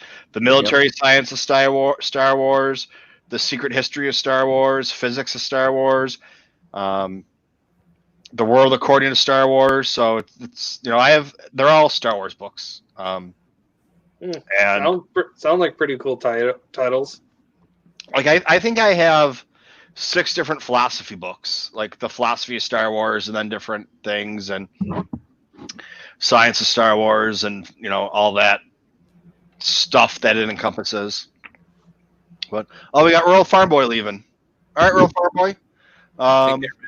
It's past his bedtime, so yeah. I think we should wrap it up on our end too, because I have work tomorrow. So. All right. Well, I want to thank you both for coming.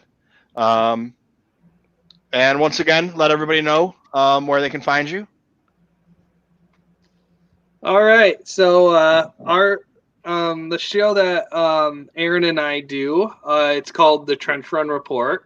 It's a Star Wars podcasting show.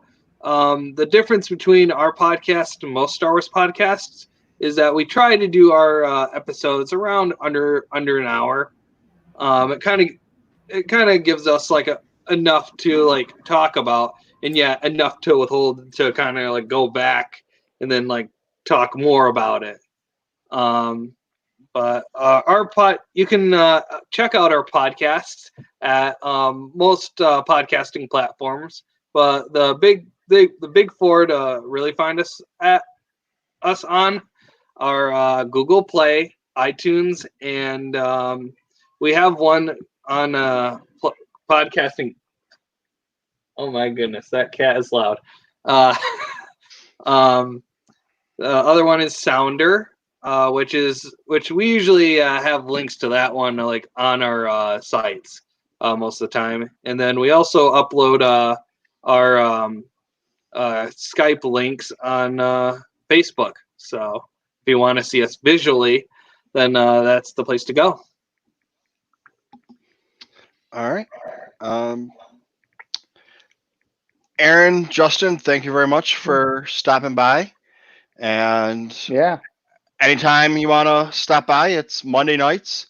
Right now it's moved to 9:30, but who knows if it's going to move back to 8:30. I'll probably, depending on what happens with them, just because it's just solely because I want to watch their show and be in their chat, that I moved it from 8:30 to 9:30. I know that's not the best thing to do, moving it back and forth, but they're signed up for 10 shows and might get signed for more. If they get signed for more, I'll stay at 9:30. It makes my show a lot shorter too, because everybody wants to start ending it at like 11 or 12. Not necessarily like my featured guests like you guys, but everybody else that comes in the chat.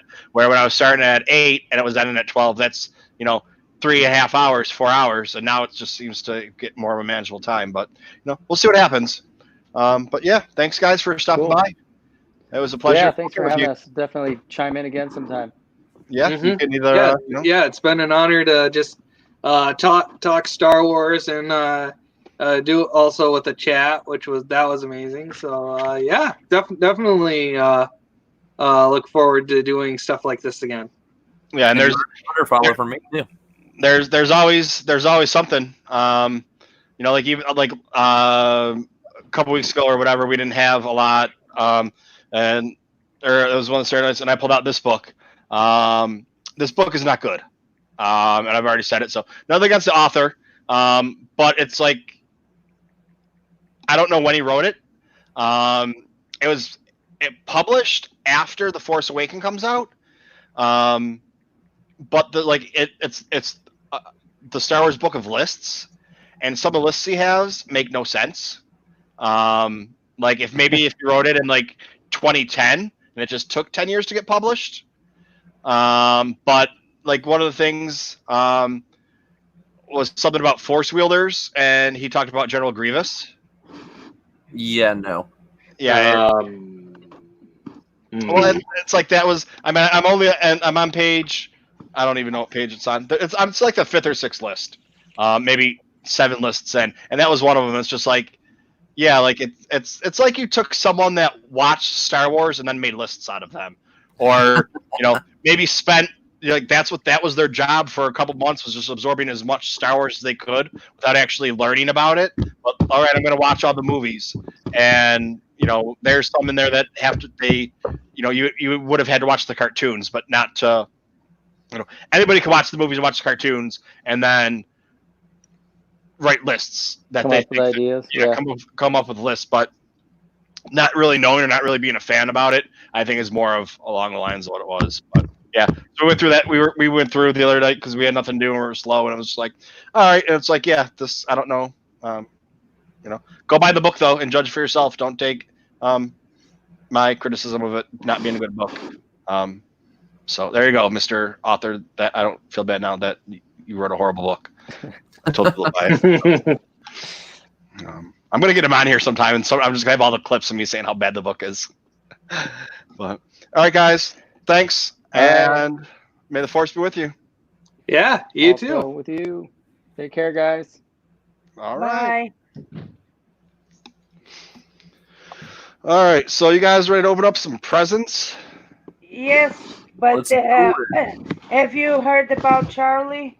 It's been all over. Well, I got a message from Rachel, and so we got to say prayers goes up to Charlie and his family. No, what happened to Charlie? Somebody close by died, and so that's why he's not even in the shed. Normally he's here. So we got to ask for prayers for him and his family. So, All right. Well, yeah, Charlie. I'll reach out to you after this and say hi and what's up. But everybody's watching it. I'm assuming Charlie Skywalker, right? yes. Okay. Yeah. Not Charles. Which, if you've been around the chat, everybody knows Charlie Skywalker, good guy. Yep. Yeah, he always in the chat, and he's missed tonight. So unfortunately, we got to ask for prayers for him and his family. So. Okay. All right. Well, So what's in the box? what's in the box? That baby open. Well, I got a couple of them here, and I'm trying to decide what to do. But we're going to do this one right here first. So I'm going to shrink you guys down so I can do a little bit of this action. Shrinky dink. Yeah. All right. So we got this guy right here. All right. What's in the box? You said it too early. But...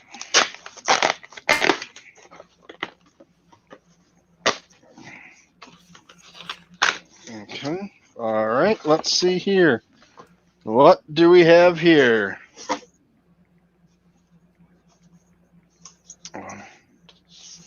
We have another box. Wait, what is this? Russian nesting dolls?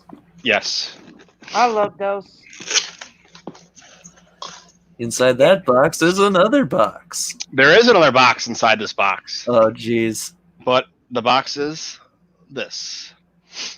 It's the Baby child. Yoda, the child. Not Baby Yoda. Yoju. Yes, Carlo, I got to see on Twitter. I cannot get in. Now, I don't know if it's still available or not. Have you seen the new Black Series child you can buy now? I saw it.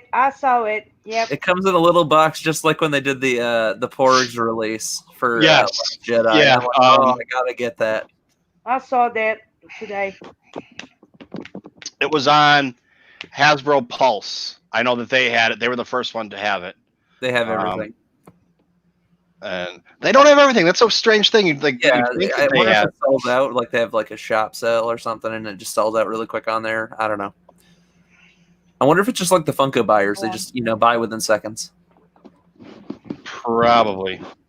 But then it always comes back up. That's the thing. Oh, it does, yeah.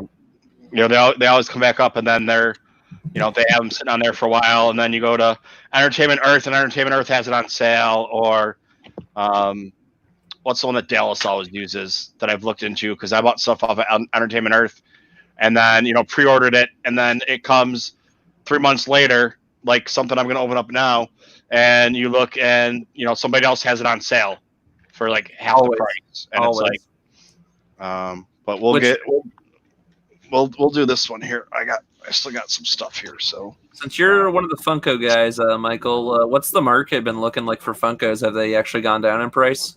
Well, I do not collect Funko Pops. I just happen to collect Star Wars memorabilia that happens to, some of them happen to be Funko Pops. So that's more of a question for Kylo Customs.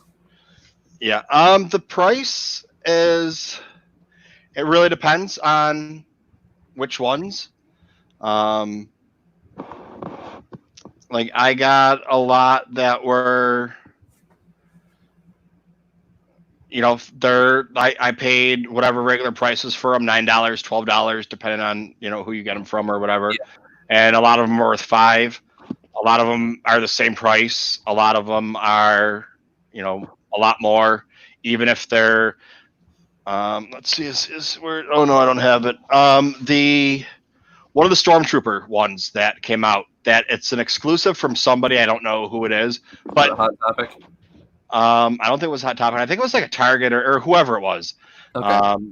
And it was like, okay, I bought 4 of them because I was like, oh, I'll buy one for myself and then I'll get a couple for whoever needs them. And it's worth $50 now. Yeah, they jumped up real quick. I'm really pissed about this one. The San Diego Comic-Con Sith Trooper went out and, they sold out right away. You could only buy them on eBay. And they're like $100, $150. And I was like, I am not going to buy that shit for that much money. I'm going to wait, and the price will come down. I think it's like $900 right now. Yeah, especially exclusives like that. The longer you wait, like it actually does go up, which is kind of weird. You'd think it would come down, but it never does. Yeah, well, I mean, unless you give it 5 more years, then you'll see like someone will get desperate, like, I need to sell this. Yeah, but you never know though too. I mean, those ones that are $150 could end up being $50 in a couple months. So, it's That's what happens when you collect. It's, you know, you have your ideas what they're going to be, but you never really know. Wasn't that what you were telling me about the Black Series Sith Trooper? Is that one came down in price after the cons? Yeah. The San Diego Comic-Con one was twice as much as it was. Like, whatever you pay for it now, when it came out afterwards was twice as much. But it could have gone the other way. A lot of your Black Series figures, you know, double. They don't get carbonized. They don't get crazy like the black or like the Funkos do, because they're not so small. I mean, yes, the Funkos are weird because some people collect Funkos. Some people collect the color of the Funko. Some people collect the Funko because it's Star Wars. Like, even though I don't collect them, I just get them because they're Star Wars. I'm the same way, yeah. But all right, see, this is like what I was talking about. So we got another one here. What's in the box? I picked up this from Entertainment Earth. Everyone start guessing in the chat. What's it gonna be? Yeah, what's it gonna be? Megapolis, is that, I think, a mail order one or online one? They have a store in Utah. That's what Dallas uses, I think. Megapolis or something like that. They have a store in Utah, a brick and mortar, and then they do online. But I paid full price for this, and I think they had it for, like, I could have, if I sent this back, I would have ended up saving like $50. But then I was like, are they gonna make me pay for the shipping to send it back, or whatever? And I was just like, you know what, it's not really whatever. But okay, so here we go. Oh, and also I got the full case for this, and that was just for the couple of them. So anyways, yeah, so I got the full case just because it was easier to order that way. But they sent it to you in this big box, and then inside the box is another box, and inside that box is another box. Here we go. So we know it's from Hasbro, so it's got to be either what, Black Series or 3 3/4. That is correct, but I do not collect 3 3/4. I'm a half and half. I do half 3 3/4, half Black Series. I decided a couple weeks ago or a couple months ago that I was gonna sell my Black Series and start going for vintage, and then I just ordered. I like the way they look, but nothing's caught my eye yet enough for me to get it yet. Like, I mean, like the original loose vintage ones, like the original ones that count. So, all right, there you go. That's what they are.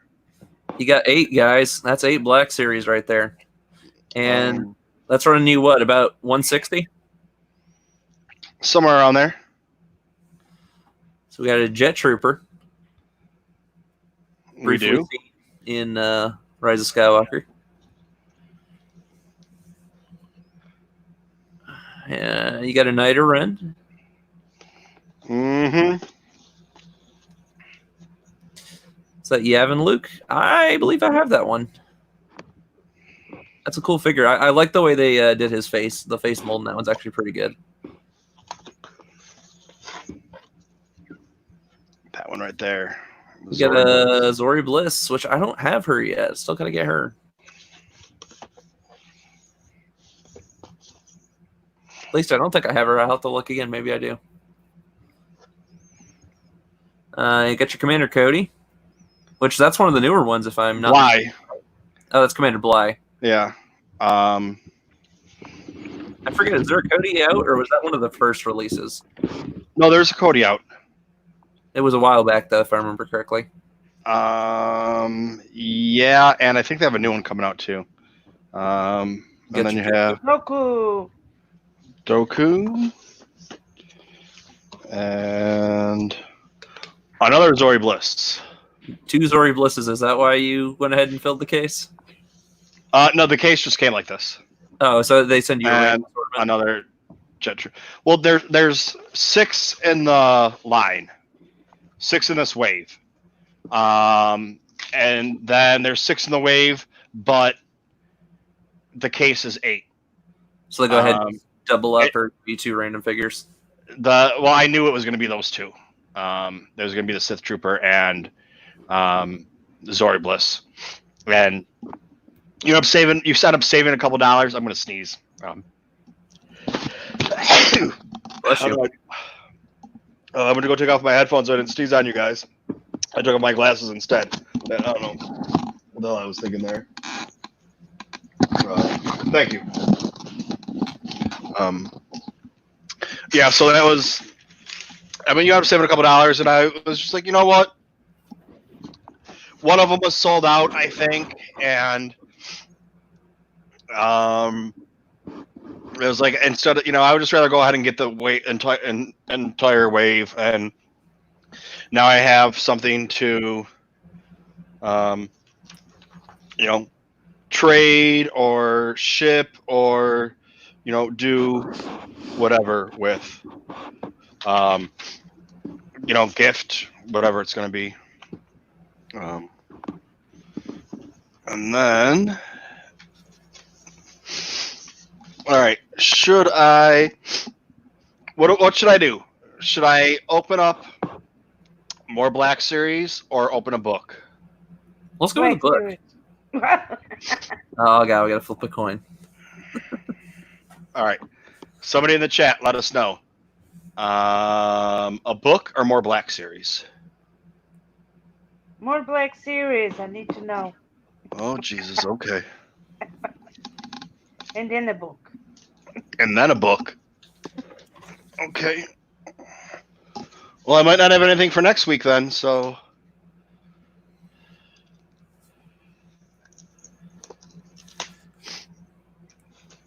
I don't know if I'm going to have anything for next week.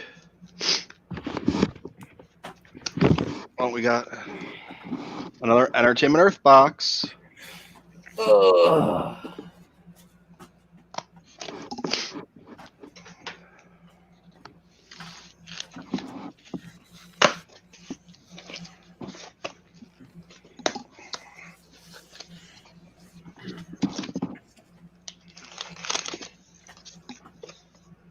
Okay, we have. Get a Wedge Antilles. Yes, sir.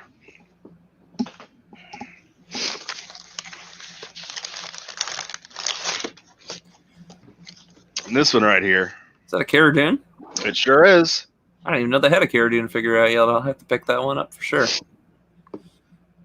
Is that one of the newer waves? Or was that when they released Mandalorian? It was the Mandalorian, but it was part of Wave 1. I don't even know which one this is right now. Does it say on here? If not, I can look it up. It was part of Wave 1, but it didn't come out with the rest of Wave 1. There was a couple other ones that weren't out at the same time with Wave 1. And I think Wave 1 is I don't even remember anymore, but. And one last one here. All right, anybody got a guess what this one's going to be? Give us a hint. It's a 40th anniversary Empire Strikes Back. And it's a Black Series. It is a Black Series, but then they also make it in the Elite Series. And I think it's actually cheaper right now for the Elite Series than it is for the Black Series. If you listen to... My brain is mush right now. Hollow Chronicles? Bad Motivators. Oh, Bad Motivators. Okay. If you would listen to it last week, you would know what this is. So if you've listened to it, put it in the chat.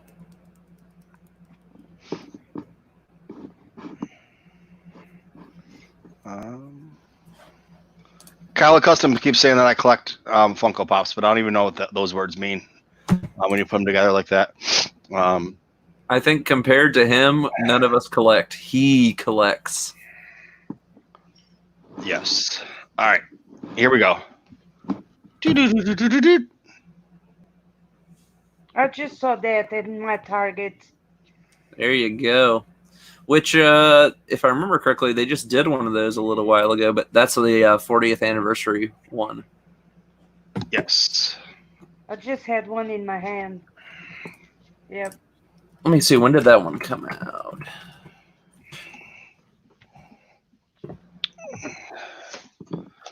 So I need to. Oh, you know what it is? I know what it is. It's I'm thinking of something completely different. This one they put out. It wasn't supposed to come out until nowish, but some store in the Midwest, or Ohio, Indiana, Illinois, someplace. I forget the name, like Mercer or Makers or something like that. Got them way before everybody else. Like had them in the beginning of April. Yeah. And I think Scarif podcast. I was like, no, dude, those aren't coming out for whatever. And he was like, no, the people are already finding them. So people found them and sent them to him. And I was like, well, I don't want one. I ordered one, you know. Wow, even Dorkside still out of stock.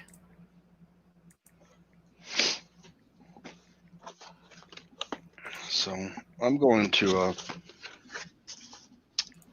once this thing's done with, I got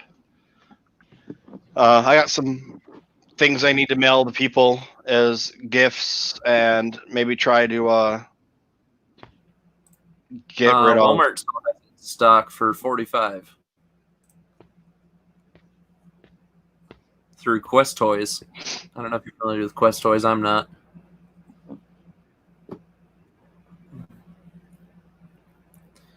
So I do have it at a higher price point and free shipping right now. So if you're willing to spend $45, you can still get that probe droid. That's about as much as I think I spent on my Snook figure. Which I'll tell you, if any of you have ever shopped through GameStop.com, you know the waits can be horrendous. All right, the book I'm going to wait for next week, just so I have something open next week. In case I don't get anything, I don't know. You want to drop a hint, at least, to what it might be, so people think for a week? I have no idea what book it is. Oh, so you don't even know what it is. All right. No. So everyone gets to experience it next week together. I mean, it's something that I ordered off of Amazon. I can just tell from the way it's packaged. Yeah, definitely. It's a used book from Amazon. I have no idea what it is. If it was a new one, I'd probably open it up because, well, that's like I had to put on hold. I can't get any more until I start getting money from work or start getting unemployment. You know, I've been out of work for a month and haven't gotten any unemployment, so I can't buy any toys because whatever money I have has to go for bills. But once I get unemployment, you know, I'm going to get 5 or 6 weeks worth. So, you know, I'll be able to get some toys or catch up on some toys. I had ordered the special edition Rebels art book, and which I haven't even ordered that one yet. It's an amazing book, but I had to cancel that order. I got the regular one coming, but the regular one's not coming for another month. But it's already paid for. So I was like, you know, I'll get the collector's one because the collector's one, it's, you know, it's twice as much, but I think it's worth it. Just for that. But I have this one right here. This other box. We're not done yet. We got this box right here. Keep the train rolling. Yeah, these are like the openings of old days. This one comes, it says on the box, from someplace in South Carolina. So close to me, but not quite. Could be somebody that's in here right now.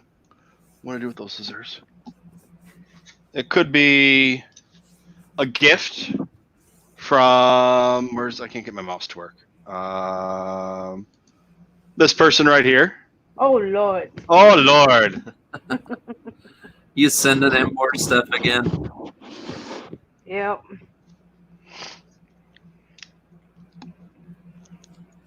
It's a southern thing, Michael. You got to get used to it, man. She's got some stuff coming. That just, you know, someday. I'm on the lookout for that big Kylo. Talking about the Kylo you had behind you? No, he got a big old huge Kylo that I won. Oh, I thought you were talking about like one of those. What do they call them? The giant.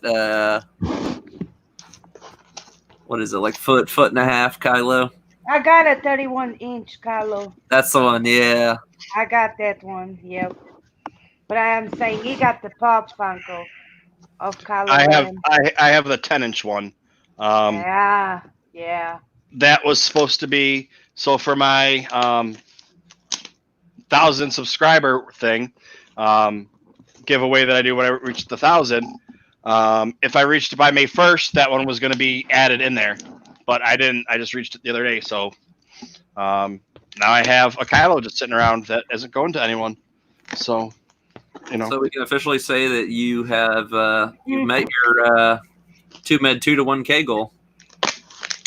I have, yeah. I reached it. I'm at 1,007 right now. Which I was very happy to see the social media push on that actually works. So that's really cool. Well, it goes in spurts. Like I do it on Facebook and put them out on Twitter and try and get some stuff going on. And it's like last Sunday and Monday, I think I got 2 each one of those days. And then Tuesday, Wednesday, Thursday, Friday, Saturday, I got like 8 and 9 and whatever each one of those days. But then Sunday and Monday happened again, and I hit it, and then I got 2 the last couple of days. But yeah, so it's just weird how they do it. I mean, how it goes. It's like anything. But I had for a while, I had some people that were messing with me because for some reason they thought it would really affect me, and I just think it's childish. There was a group of people that would go and subscribe, and then a day or two later go and unsubscribe, and but it didn't really matter because it'd be like on a day that I got 14, a day or two later that they go and unsubscribe. So I got 14 the one day, and then I'd only get like 3 the next day instead of getting like 10 and 7 or whatever. So it doesn't really matter to me. But all right. You want to guess what this one is there? Oh, can you even see it a little bit? I'll pull over here. Patrick, you want to guess what this one is? Oh boy. If I get an edge on it, I might be able to. I'll give you a hint. It is a 40th anniversary Funko. Is it the? Oh, geez.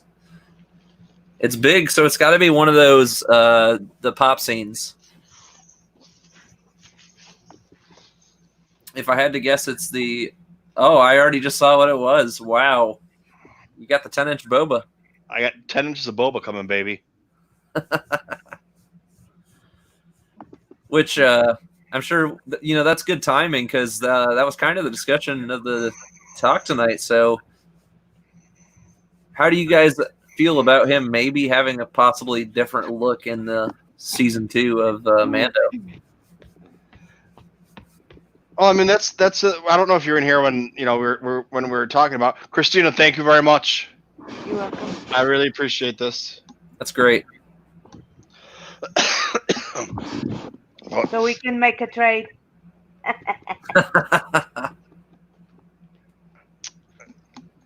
I have a care package going out to you. I'm not saying what it is. You have a care package coming to you as soon as I, get that first check. It's going to be nice. I'm going to get. I mean, it's not nice because I'd rather be getting a check every week, but I'm going to, whatever it is, 5 weeks, 6 weeks, I'll get like a $5,000 or $6,000 check, and a little bit goes for toys, a little bit goes for, in the bank, a little bit goes for some bills, and hopefully I'm back to work. I'll probably be back to work by the time I start getting it. So I'll be working, I'll be having money coming in, and then I'll just get that on top. So I'll just be like extra money. There you go. But yeah,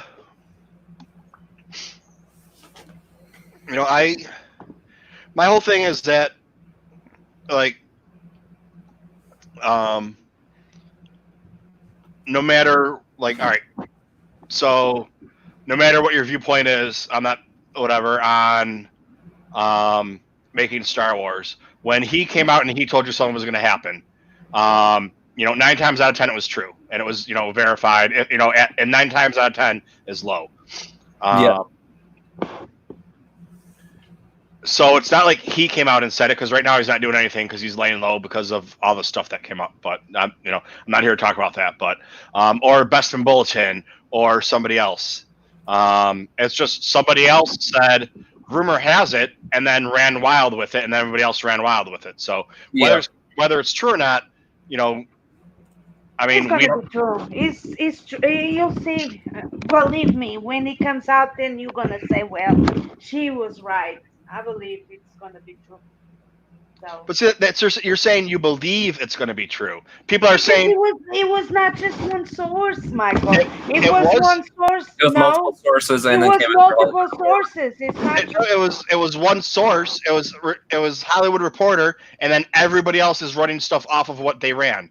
It's not other people saying, oh well, we all heard it. It's one person saying it, and everyone else running with the story, and then everybody running with the stories. Well, I heard 2 people say it.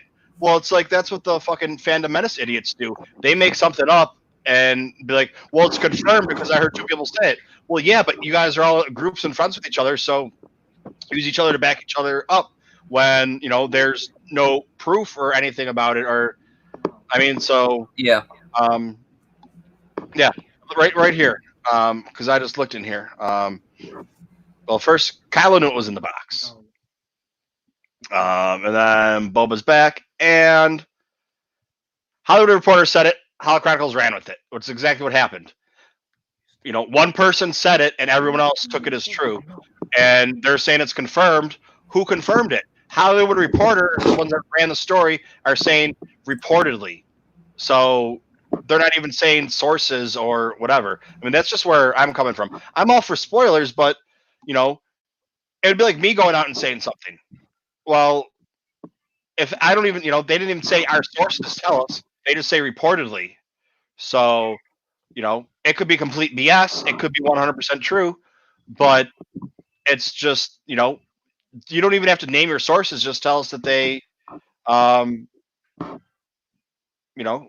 just have sources. Which I will say, I was just looking because normally when Star Wars Newsnet posts their stories or forward stuff onto their site, if there's something that's kind of iffy, they'll normally stick a rumor tag in front of it. And on this specific story, they're not sticking the rumor tag in front of it, so it's more than likely going to happen. Because I used to work with the guys over there, and that's definitely like if they don't say it's a rumor, then it generally is going to happen. I understand you. I'm not asking them to give up their sources. Yeah, no one's going to do that. That's what I said in the beginning when I was talking with Justin Aaron. But you can't just say reportedly. Say our sources. Yeah. If you say our sources, told us, okay, fine. But when you just say, reportedly, well, that doesn't mean anything, because then everybody all kind of gray and you're not sure. Yeah, it's like, well, who are you reporting it from? Like, who heard it? Somebody, the barista at Starbucks heard somebody and told me. Well, who did they hear it from? Well, we don't know. That's reportedly it was told. And I mean, that's just my whole point of it. It's like, but they ran the article. They put the article out on the internet, and then everybody else went with it, and then everybody's saying it's confirmed. But it was because Hollywood Reporter said it, but no one's confirmed it yet, or even said our sources told us. It's just it was confirmed that it's Boba Fett. Well, it's not even confirmed that Tamara Morrison's in it yet. Yeah, because Lucasfilm was very slow to making their announcements because they want to try to do it at a convention or make an official statement. So normally they're a week or two behind the curve. So if I had to guess, they're probably talking about it right now, like, oh, they somehow found out. Like, we don't know who leaked it, but somebody said something they weren't supposed to. And so you'll see it on probably the next episode of the Star Wars show or whatever it might end up being. They'll put it out there, put the press release out on StarWars.com that, yeah, he's in it. But but that's the whole thing. So even if he's in it, no one said who he's playing. Yeah, and that's why it's gone into wild speculation mode now. Yeah. It's everybody's like, well, maybe it's not Boba. Now it could be Rex or Cody or so and so from the Bad Batch, and it's going in 50 different directions, and it's getting a little out of hand. But I mean, that's just my whole point with it is, you don't have. I'm not saying Hollywood Reporter is a reputable source, but they're just coming out and making the statement, and everyone ran with it. And you don't have to tell me who your sources are. I think that's always bullshit. Like, that was one of the things with Noah Outlaw when he dropped something, and people are like, well, who is your source? It's like, well, I can't give away my sources, but you have him and Corey who have said this about Rebels and this about Clone Wars, and they've been right. And they know actors, they've interviewed them, and they have friends on those shows. So if they say something, chances are they have an inside source, and they're not going to tell you who it is. It's not the barista told me from Starbucks when I was there because I was wearing a Star Wars shirt that someone said this. They actually have, when you're going by someone's track record, it's different. If I came up and said my source, well, I've never come out with a story before. So who is my source then? That's a different story. But when you have somebody that's reputable, and even if they're not reputable, but they get their stories right, I guess, if that makes sense, you don't really need to say, well, who's your source then? It's just, hey, they're right. Cool. Yeah. It's like, okay, this person, but I mean, that's where the whole thing comes from. It's like somebody ran with a story, didn't confirm sources, didn't say, even vaguely who it was from, just reportedly we heard, and everybody else just ran with it. And not even the Tamara Morrison thing. Then, so reportedly he's in it, and then they speculate that he's going to be Boba Fett because that's going to get you the most clicks. Yeah. Well, I'm headed out. I'll see y'all next time. Okay, Christina, I'll see you Saturday night. Okay. Bye. Bye. Thank you very much. But I mean, that's just. Oh, and Andy is the Senate. He is the Senate, of course. I think Hollow Chronicles' name came up a time or two in this show. Yeah, I dropped it earlier. Which, by the way, it's glowing behind you. You are an award winner. Yeah. For anybody who's just joining now and has never seen the award. It's back there. Maybe someday, if you're lucky, you'll get to see it up close. Once that was so yeah. So Andy, you missed everything that I got, didn't you? He probably did. I think he joined a little late, but he might have caught the last thing or two. All right, Andy, here we go. I'm going to do it really quick just because I like you. All right. Oh, here, Patrick, I'm going to... oh, you're good. Go ahead and blow it up. All right, we got this guy right here, Imperial Probe Droid. We got Wedge.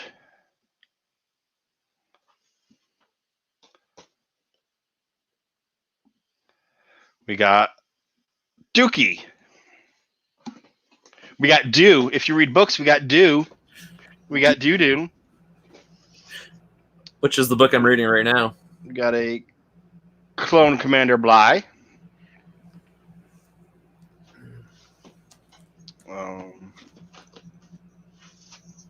We got a Cara Dune.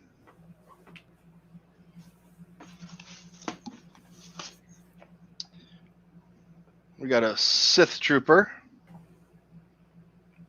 Sith Jet Trooper. I swear I have this one. I think it's because, well, I don't know, because you have both of the Sith Troopers, don't you, behind you? You got the carbonized, and then you have the con exclusive, and then I think that may or may not be your first jet. Yeah, maybe. Or do you have the regular Sith Trooper and then a regular Jet Trooper? And maybe you're thinking you combine. Maybe that's. I'm gonna have to look because this is just the same as the white box one. It is. It's the same as the white one. It's just Sith instead of First Order. Yeah. But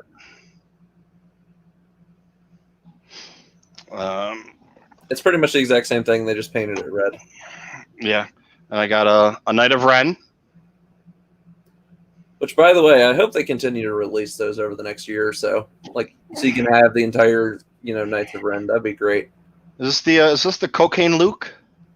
That is the cocaine metal Luke. Shortly after his wonderful battle at Yavin. And a little Zori action going on. And I forget, does she come with Babu Frick, or is that 3PO's figure? 3PO. I couldn't remember which one he came with. Yeah, that was 3PO. She comes with 2 blasters. And I actually got a couple of these. But see, Andy knows he's just got to come here before I end it, and I'll show him everything I got. I got the child, Baby Yoda, Yoju, if you will.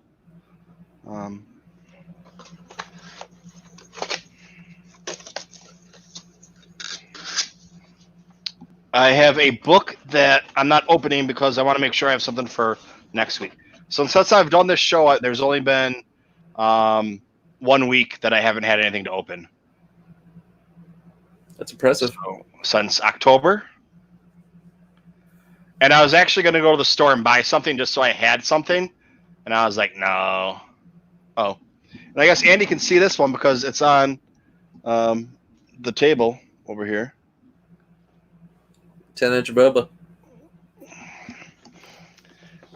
We both got a boba this week, Andy. Ooh. I have yet to get any of the 10-inch pops just because I don't have the space for them right now. I don't either. And I was going to get the other... Excuse me, the red and the black Boba Fett that they have. I forgot about that. Yeah. The 10-inch ones. I was going to get those. And then after the whole thing of I didn't get them on time, and I was like, okay, fine. I'm just going to wait and get them. Then it was like, all right, I've been trying to find them for a decent price for so long. And I was like, I found them for a decent price, but I don't want them because I don't have anywhere to put them. Yeah, I had to stop buying the Funko. It was just taking up too much space. Because I was going to get that one. I was going to get them because then I was going to get the little ones and have the big one and the little one. And then I was like, you know what? No.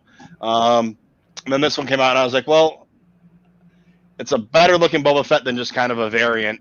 And it's a 40th anniversary, so far every 40th anniversary one that's come out I have. I should have the Wampa for next week to open. I don't think I've ever shown you my Funko corner, my funk hole, if you will. It's all over there in that corner. Nice. Other fun stuff. So I'm looking to fill that up, maybe some more down the road when I expand and get some more space. So I'd like to do some more of that. That would be fun. I think this. Well, hang on. I can tell you if I go to the app and see. I got to add these onto the app. You got a app for your lists? I got a Funko app too, which I need to go through. I found out I was listening to a podcast. I was actually watching a podcast on YouTube today and found out that I can go and find a Black Series list. Well, there's a couple websites that offer those you can check out. I'm trying to remember where it was I used to look. I mean, it was just some really crappy thing I was watching today. I don't even know what it was. It was these 2 guys. They were talking about toys and shit. I don't even know. what it was anymore. I can't even remember. Where's my list in here?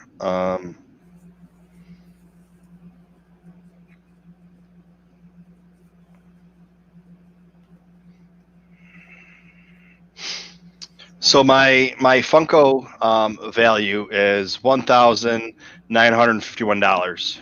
Wow. Um, Now, do you have like a wall? I have a bookcase, and they're 3 deep or 4 deep, and 6 across, I think. And how many shelves do you have? 2 on the one, and then on my other one, I have another shelf. My like actual bookcase that I have, and then some on top. So with these 2, So you've got at least, I don't know what, 150 or more? with these 2, it'll be 110. 110. So you must have some pretty high special edition ones to come out to that price tag. Well, it's like the Trandoshan one that just came out. That's $27.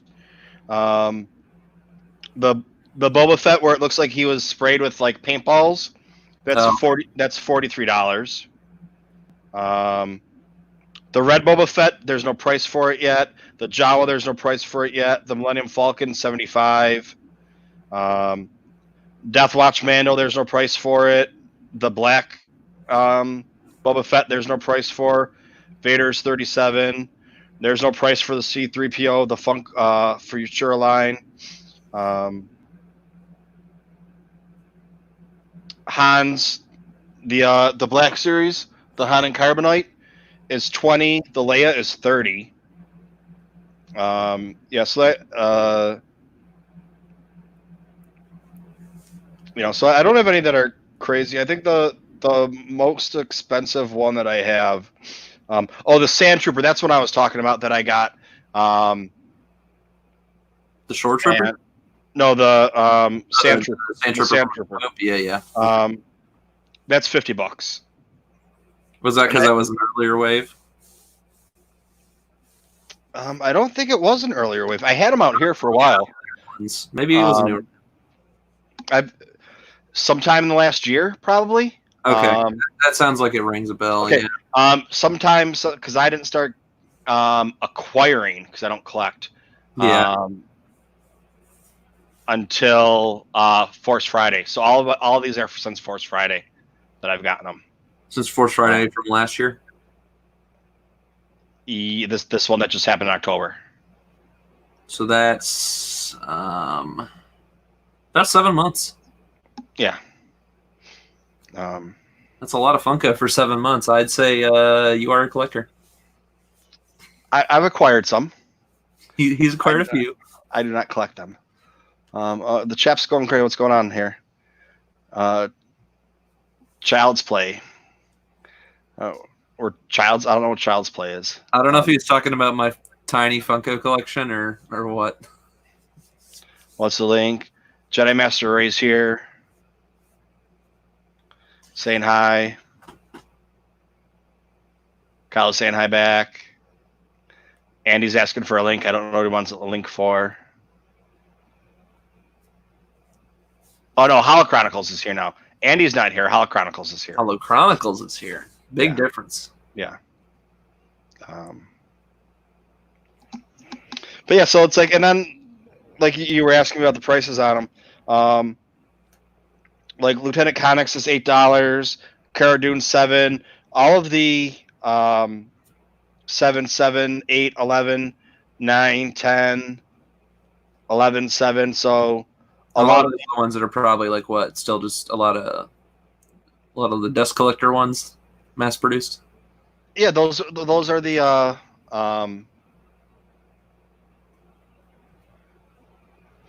Oh, you want to get in the chat? Okay. Get him in here. Seems like the show that'll never end, right, Michael? Yeah, that's what I was trying to say. Like that's what happens. Like they got off. I was like, okay, I'm gonna open up my toys and we'll be done. And then somebody else comes on. I'll probably head out here in a few minutes. So I do that work tomorrow as well. Or today now, it's after midnight, so. But yeah, it's like C3PO $5. A lot of them are the price just goes down on them. Now, is that the Red Arm 3PO or the regular 3PO? Red Arm. I was about to say that I've seen a lot of the Red Arm one around in a lot of stores, so I was assuming it was probably the TFA one.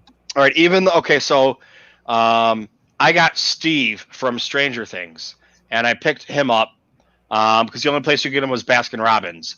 And here's Andy. Andy, hello. Michael, Patrick. I could only get him. You could only get him from Baskin Robbins, and I was like, okay. And then nobody could find them, and then all of a sudden they just showed up at all the Baskin Robbins again. But I got like 4 or 5 of them, and they were going for like $40 or $50. And then they dropped down into the 20s, and I was like, shit, I should try to get rid of them when I had the chance. And then like a month ago, they were back up in the 40s, almost 50, and now they're back down to 20. So that's actually quite volatile. But yeah, there's the only one that I have, and this is where I have a bunch that are $20, $30, but $40, but nothing crazy. The most expensive one I have is the Mandalorian, where he's got the 2 guns. Yeah. I have all the variations of the Mandalorians, except for the Amazon Chrome one, which they sold out and they haven't brought it back yet. So when that one comes up, I need that. But that one is $200. That one's $280, and I actually got that one for free. I don't know if I got that from Comic-Con because I was on a list for Comic-Con and they wanted to know which one you wanted, or whatever. In case you couldn't. Oh, I just put Ray in here and she left. Or if I got it from on Twitter where it's like retweet this and you can win something. Yeah. I got a message from Funko. They're like, we're sending you this. And I thought it was fake at first, so I didn't reply. And people were like, and I was like, well, no, it says from, whatever. And I was like, all right, well, let's see. And they're like, okay, you'll hear back from us in 4 to 6 weeks. And a week later, I had it at my house. So, but when I scan it, it tells me it's worth $280. But it doesn't it doesn't differentiate between the New York Comic-Con and just the regular other one. But the regular other one's still $150 or $175. So, I have a few of the con exclusives, but not very many. Hey, Michael. Yeah. Why don't you give that one to me, and I will put it in a proper collection? Because I was at that con. Oh, right. It's a memento. Yeah. I got you. If I would have known, I could have bought it for you there off the guy that was selling them for $100. There was a guy. There was this dude sitting outside, and he had a huge pile of them. So I'm gonna guess he was buying them from people when they were walking out, or he had a mass group of people that he was selling them for, or whatever his thing was, because he had 2 or 3 of each one, and that was so.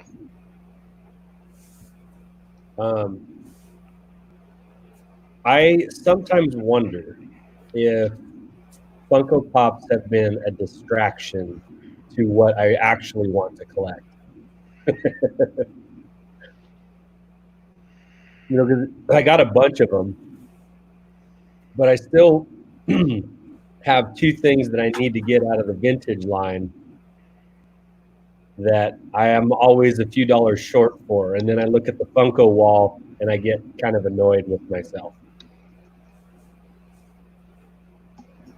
So why don't you do what I did a couple weeks ago, and I went through all of my acquired Funkos, because it's not a collection, and I said, okay, I want to, keep this one, and then these ones I'm going to sell or gift or whatever.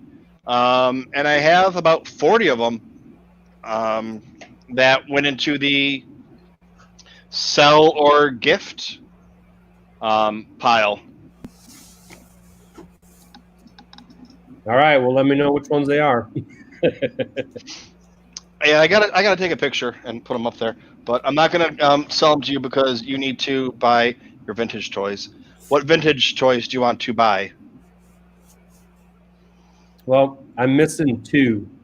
Let's see, a Jabba's Dungeon playset that came with 3 of the last 17 figures, and that usually goes for like around $500. So that's a spendy one. And then the Ewok Battle Wagon from 1985.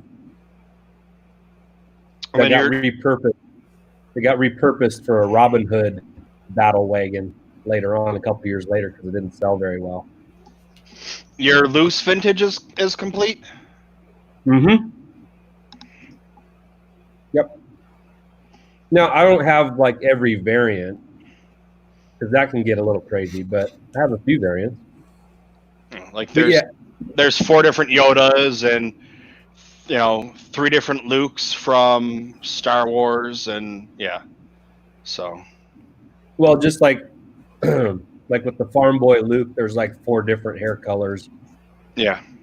And yeah, so I mean, I'm if I happen to come across them, sure, but no, I've got everything else though. Feel pretty good about it. I'm trying to get boxes now, like the old boxes for the vehicles and stuff. That's what I'm kind of into at the moment. Sorry, I'm eating my popcorn / dinner. That's fine. I ate my pretzels while I was playing Fallen Order. So, I mean, how can you not?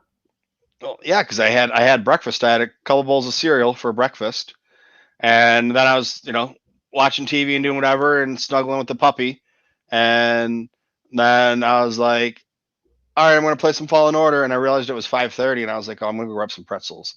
I thought Danielle was going to be home from work really late, and then she came home. She scared the shit out of me because she walked in, and I had my headphones on, so I couldn't hear. And Delilah was going crazy, but I didn't know why. But Danielle didn't have her keys with her, so she was locked out of the house or the apartment. So Michael, you got a bunch of things today, and they're cool. Mm-hmm. I got one thing recently, and it's cool. Yeah, I knew about that one thing you were getting. I know you did. And I kept it a secret. You did. What'd you think when you finally saw it? I thought it was pretty cool. And then I went to go order one for myself, and I figured, well, I can get in some trouble for this one. It's worth it. And I went to go order it, and they were all sold out. Oh, they were? Yeah. Okay. And then I didn't even look for the other one, the green one. Yeah. Or this is the black line. I didn't look for the green. I didn't even look into that because I was like, well, it's a big swing for me to get if I was to go and get this one. I'm going to get in a lot of trouble. Yeah. And I was like, the green line was 500 more. Just to give you some perspective. So I had to go through and find everything that I had a double of in my collection and then sell it so that I could pay for most of it. So, yeah. Yeah, that one was nice. And then I liked too I never knew about the Black Series list. Oh yeah, Action Figure 411. That's a pretty handy little site there that Josh has used.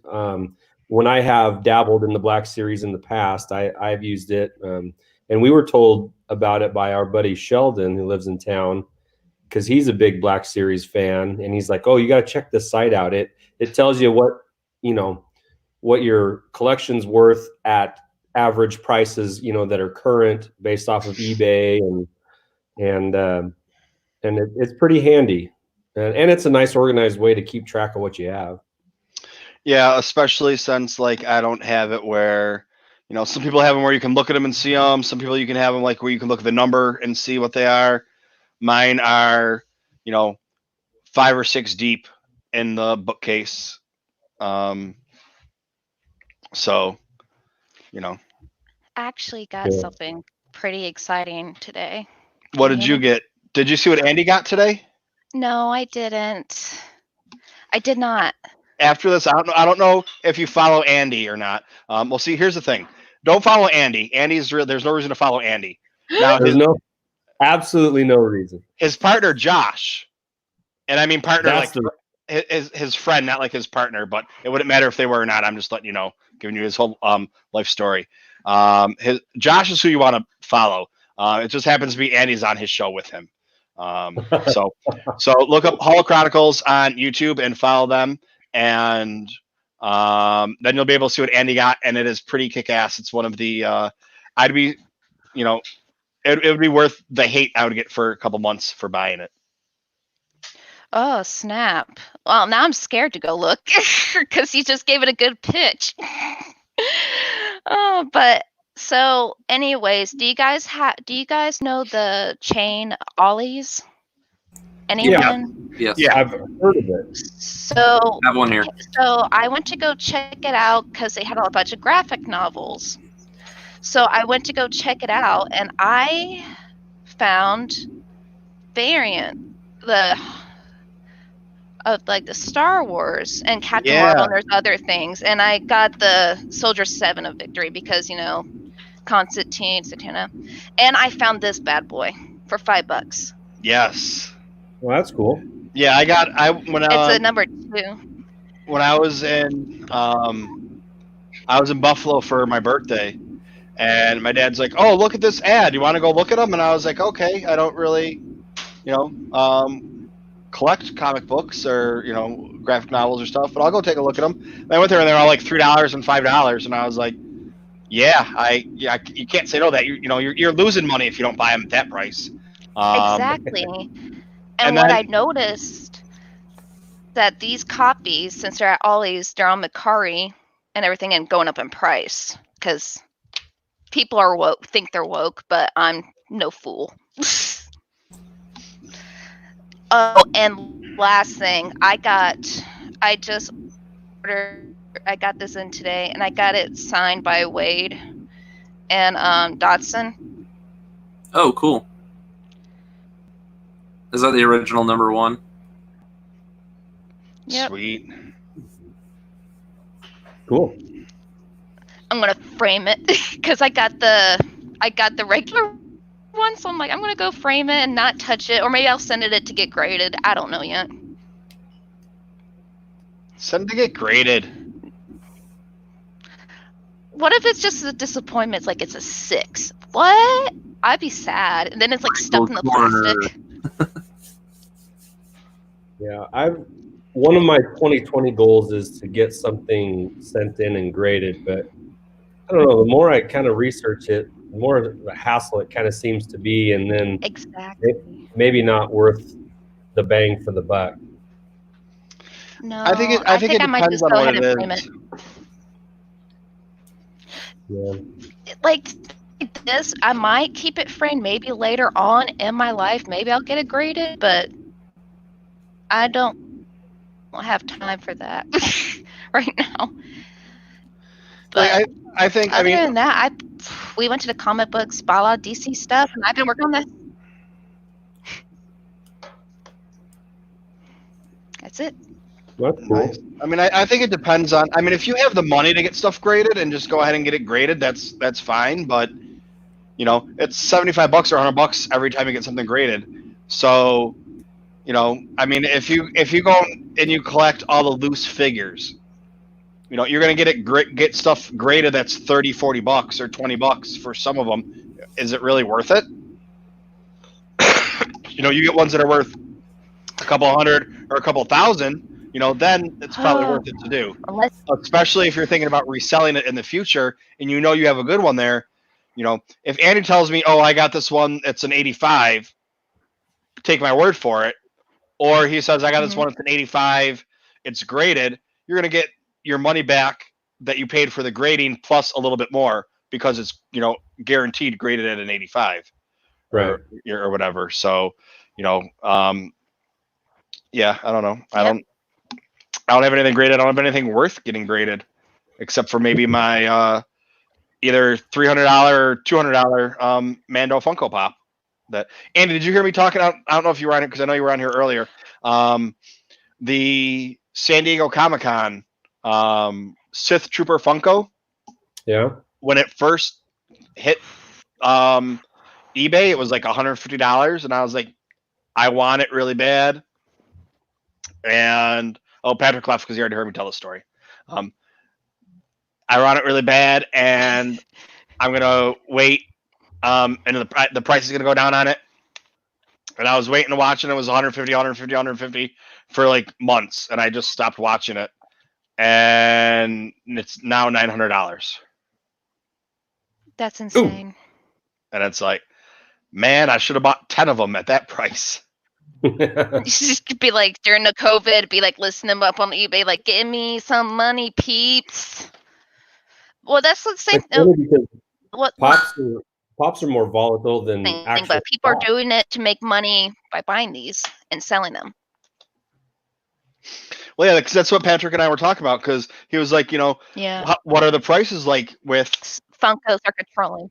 and I was like, it really depends. That's why I was when you came on, Andy, I was going down my list and I was just naming like, this one's 30, this one's 20, this one's 5, this one's 7, just showing, and they're all newer ones, or half of the ones I've acquired, half of my acquisitions are, they're all from Sense Force Friday, but they're everyone that's come out Sense Force Friday I have, but it's So- like the. Michael, do you have some Definitely. sort of? Do you have a list so that you don't end up accidentally buying two of the same one? Yes. And you keep track of it? I had. There's an app for it where all you gotta do is it's the Funko app. Yeah, I've got it too, but that doesn't mean I always check it. When I went through and redid my bookshelves and went through and decided which ones I wanted to keep and which ones I wanted to sell or trade or gift, I went through and I put them all on there. So now I have them, and I know because I think there was a couple that I may have.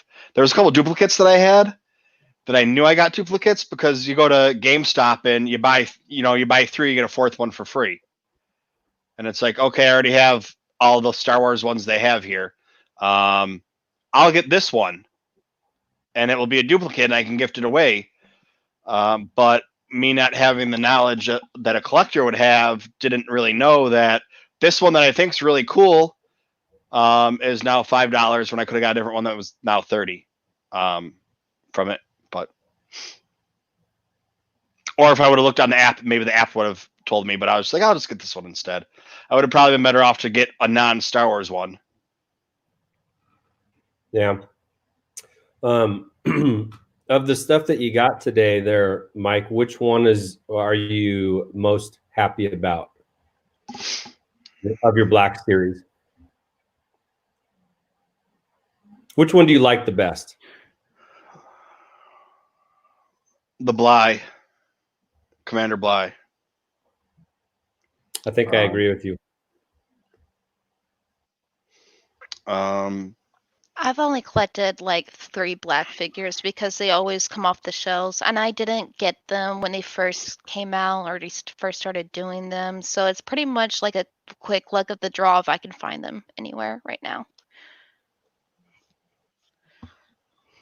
Yeah, I mean, you can always find them on eBay. It's just the price, and my problem is, I went to Celebration with collectors and podcasters that do collecting and stuff like that, and I got the itch from them, and I came home and my girlfriend was in Europe for 3 months on vacation, and I had to. I don't know if she can hear me or not, so I'm just talking low. And I was like, okay, fine, I'll buy some stuff. And I was like, oh, this is a good price for it.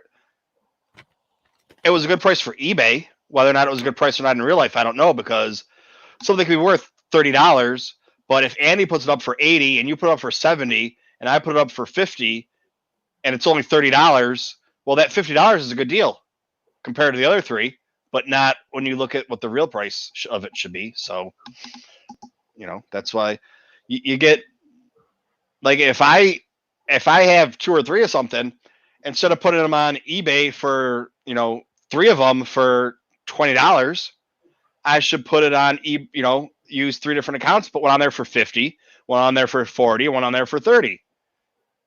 And then maybe somebody buys the $50 one or the $40 one. Worst case scenario, I sell the $30 one, no problem, because other people see the price as almost, 10 or they're saving $10 or $20. So, yeah, if you want to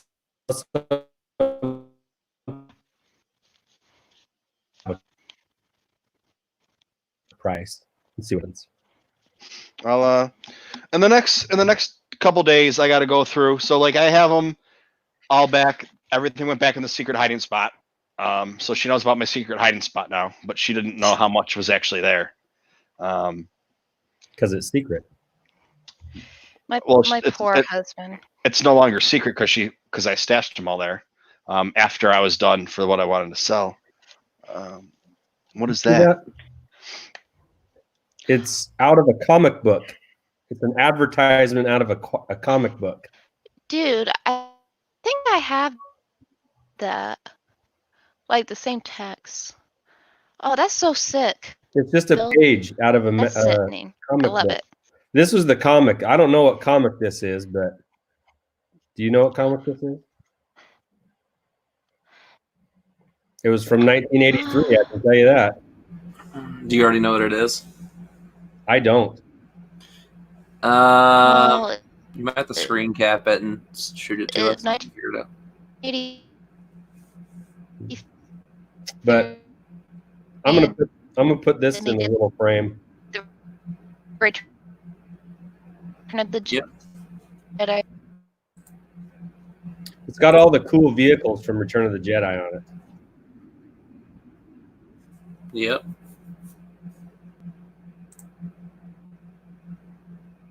Nice little $5 purchase.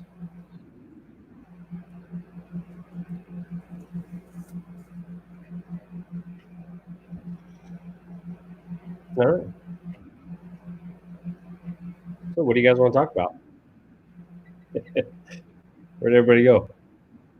I'm still here. Oh, you're still there? Okay. Well, I got left on the big screen and I'm just yeah, it's Michael. He keeps moving people around. There you go, Michael. What's just going on, Michael? I got kicked out. My internet had a break, so I had to switch to my other internet. Because I have 3 internets. Is that some sort of like backdoor humble brag that I've got 2 internet systems in my house? No, I don't know why, but I have the one, and then I have used the same modem for it or the same router for it, but it's a different one. So sometimes one goes out, so I have to switch to the other one, but it's one. I don't know what it is, how it exactly works. Oh, I know what you're talking about. You're talking about like one's like regular and one's 5G. Yeah. What's the password on that again? I don't know. I think you're lying. Let me see if I can find it. And then I have a list. I have another one because the way a New York City apartment, it's long and these ones are long and narrow. Hey, this isn't Saturday night. Keep it to yourself. So, like the modem's in the bedroom. If I go all the way in the back of the house to like the back bedroom where I decided I was going to make my studio when whatever, the internet is so spotty in there, and I can't run another modem into there because the lines are old, so they'd have to go through the walls and rip stuff out, and the landlord's not conducive with that. So the internet back there is really bad. So if you were gonna have to run, you have to run an extension cable, basically. Yeah. Well, there's a second modem that we have hooked up to. So there's a router hooked up to the same line, and sometimes it reaches back there, sometimes it doesn't. So it just depends. But it's okay to watch TV, but not strong enough to stream back there. And we had the things you plug into the wall, and they worked for a little while, but then stopped working. So, So, Michael, I know the significance of your name, Condor. But can you share with me the significance of Ganon 136? What are the origins of that name? This is going to sound really stupid. So, Well, buckle your seatbelts. So, it was about 2004, 2005. So growing up as a kid, I didn't necessarily have, the best console for the generation I was in. So around the mid to early 2000s, I was just getting into N64 for the first time. Like growing up, I want an N64. I want an N64. So I finally got one. And my buddy at the time, he was like, "Man, you've never played Legend of Zelda?" I'm like, "No, I haven't." So he's like, "Dude," he says, "wait for your birthday." I was like, "All right." So for my birthday, he got me Ocarina of Time, and that is still to this day, I think, my favorite video game. And I got to the end of the game, and Ganondorf becomes that that pig Ganon that everybody knows from the original Zelda games. And I was like, "Oh my god, that's so badass!" I was like, I like this guy. He's such a cool character. And so I was making an account in 2004 for I don't know, a little known MMORPG by the name of RuneScape. I think you're familiar with it. Most people are. And when you go to create your username, it asks you what you want for your username. I was like, well, I just played this Zelda game. It's like, that's really cool. So I was like, I'm a Ganon guy. How about I make my username Ganon? And it was like, no, that username already exists. I'm like, well, that sucks. And it was like, how about 136 as a attachment to that? And I was like, all right, that sounds kind of cool. I can dig that. And it's just kind of stuck ever since as my online gamer tag or my username for stuff. So it's just kind of stuck with me since 04. So you didn't have to go like Ganon 001 already taken, Ganon 0002 already taken, Ganon 003. Just a suggestion. I was like, that sounds kind of badass. I like that. Okay. That's fine. That's not so bad. It's his last name, and he lived at 135 was his address, and that was taken. So he went with 136. His name's Patrick Gannon. He lives at 135, his name's Patrick. He lives at 135 Gannon Street, and 135 was taken, so he just made it 136. So people would go across the street when they looked for him. Yeah, when he gets doxxed for being a Zelda champion. When I would have assumed that you were just an early 2000s Raiders Rich Gannon fan or something like that. Rich Gannon. Yeah. No, it's kind of funny though, because there's kids that have grown up in these 2000s generations that necessarily didn't grow up with the franchise, so they're like, what's this Ganon? Like, we don't get that reference. And so it's interesting having to explain to these people oh, that's a video game character, and they're like, man, I gotta go check that out, that sounds cool. And it has nothing to do with Star Wars, but it just kind of stuck with me all these years. It's all right. It's nerdy. Everyone's always asked me, why don't you just get your own name for your Twitter handle? I'm like, well, because that would sound terrible. And now it's like I always think if I would have put more thought into a name, because no one knows what TooMedToo's is. Even Star Wars fans or hardcore Star Wars fans don't know that it's a Star Wars thing.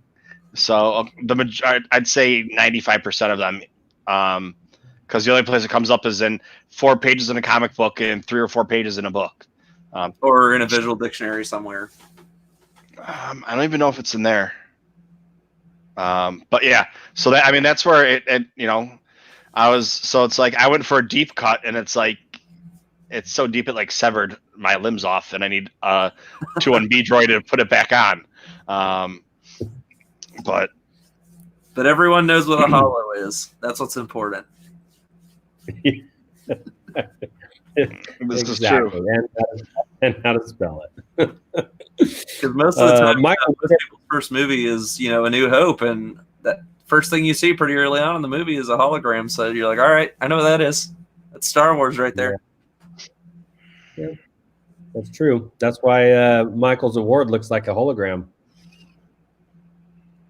because it's not really there. Oh, I moved it so I could lean back. Yeah, I put it. Why did I put up? I put it up the other day, and I was like, oh, I'm gonna start putting it up now because I'm an award winner. I should let people know. Right. And then I can let them know about. And then it's only a segue so I can let people know about you. Well, right. About Josh's show. That's the whole subliminal advertising reason why we gave out awards.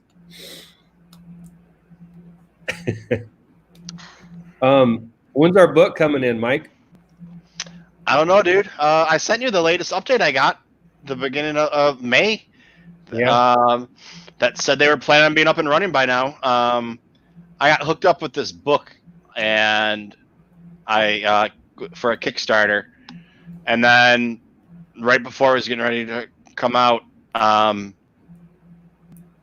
was like, hey, maybe Andy would like to get in on this too. He can't get all the good stuff that I had and all the bells and whistles, but he can still at least get the book, because I don't think they're selling more of the book. I think it was kind of, you know, however many people order this book, we're going to make it, and you're going to get all this extra stuff. That's not what I would go, yeah. I could be wrong. And I think I don't think it's going out for other people. I don't know. I'll have to look and see again. Most of that stuff's timed exclusive, so if you don't get it in the first run, you don't necessarily get another run, unless, you know, they're trying to promote something else, and then it's like, all right, we can throw this in as an extra if you still want it. Yeah. Do you know how many people contributed or are getting a book? Because it would seem like, let's say we were 2 of 100 people that, you know, purchased the book, then I could see maybe where they wouldn't make any more because it wasn't wildly successful. But like if we were 2 of 10,000 people that got a book, then it would make sense to me that they would make some for, you know, retail purposes.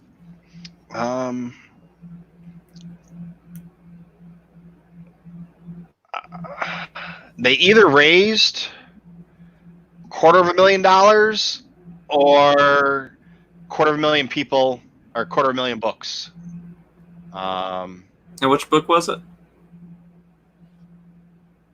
It's a Star Wars collectible.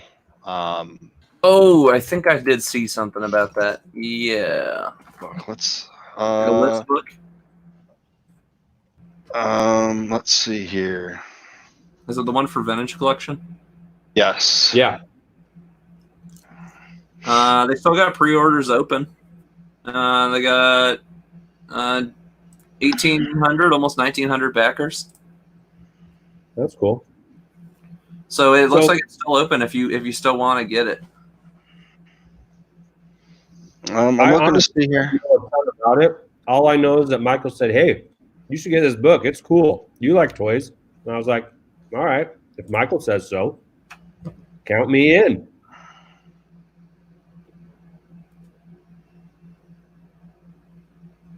So yeah, it looks like they got shut down because of the I guess the printing in China. Yeah. So they're just having to push it back. It looks like, what was it? They were expecting it out by December, and it just kind of got like thrown to the back burner. Yeah, it was supposed to come out forever ago. Back somebody else's book. It's supposed to come out in August, and as far as I've been reading into it, I think it's still on schedule to release in August. So I just pulled it up right now. Here, I'll.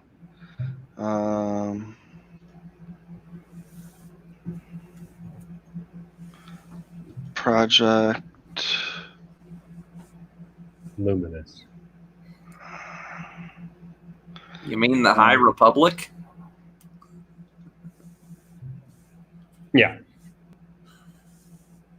I love how like everybody who's like in the know on it now is like just jokingly still calls it Project Luminous, just for the reason that it was like Project Luminous for so long.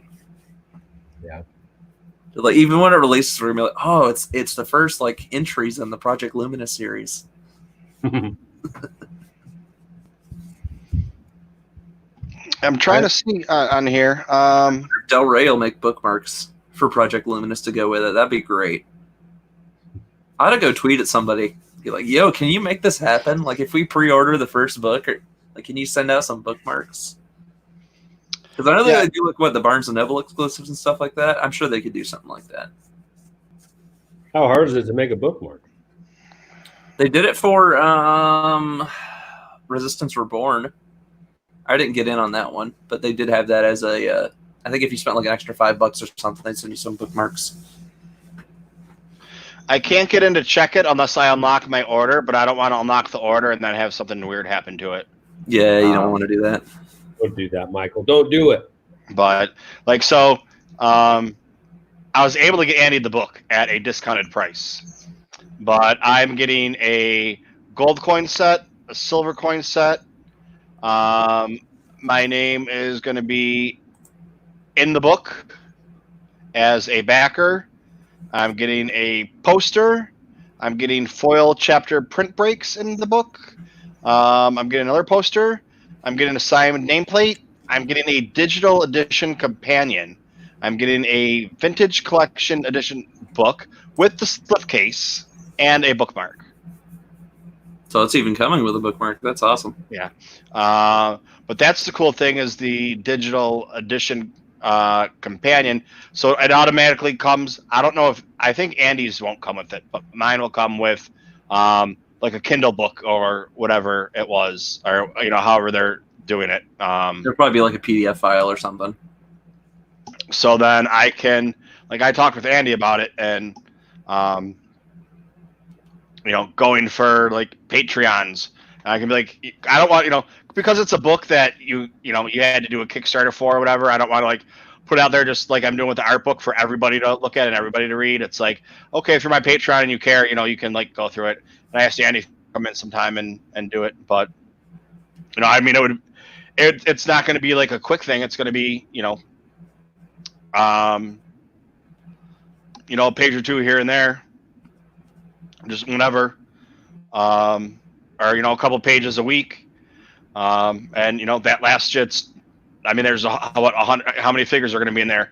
120 figures, and whatever other play sets and stuff that they have in there. So even if I did 3, I don't even know what's on a page. If there's one figure a page or whatever, but whatever. Just talked about them, and because Andy would know better than me or talk with someone that knows about them, I'll get Royal Farmboy to do it with me. He'll know about them.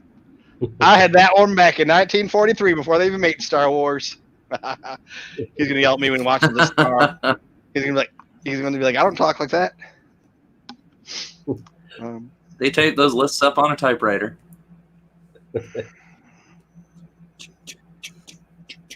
One key at a time. Yep. Typewriter. All right. Well, I gotta go put my kids to bed, so I'm gonna bounce out of here. Yeah, my girlfriend. Call it a night. I got to work in about 12 hours.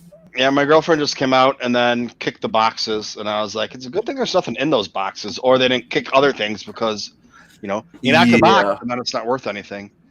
And then I'd yell at her, then I have to sleep on the couch. And so since Andy didn't get in on this, Andy, is there anything before you leave that you want to tell everybody? Like, is there anything you're reading right now? Because that was kind of our discussion earlier. Oh. Like Star Wars wise or just in general? Just in general. I just bought Malcolm Gladwell's most recent book, Learning to Talk to Strangers. And I really like Malcolm Gladwell. I've read his other books. He thinks uniquely about problems and questions and concerns And I don't know. I just like the way he writes and the way he thinks, and he always challenges me when I read it. So that's I just got it and I'm just starting it. So I'm not very far into it. But that's what I'm reading right now. One of the, like I told them earlier, I just looked at it and I saw I have 58 books on my list, and all but 5 I think are Star Wars books. 3 of them were for school. The other 2, I don't even remember what the one was, but the other one is Wanderers, by, I can't think of his name. He's a Star Wars author. Is that the Chuck Wendig book? Yeah, Chuck Wendig. Because I remember reading, because he used to tweet about it all the time. Yeah. It is amazing. It's one of the best books I've ever read. Okay. I just had my son read Shadows of the Empire. He liked it. I think that's one of those books like I've always wanted to have because I played the video game such a long time ago. And so I might actually pick that one up just because I played the game. And it looks like that fan film's coming along pretty well. I don't know if you guys have seen. Yeah. That it's my favorite Star Wars book. Maybe because I read it when I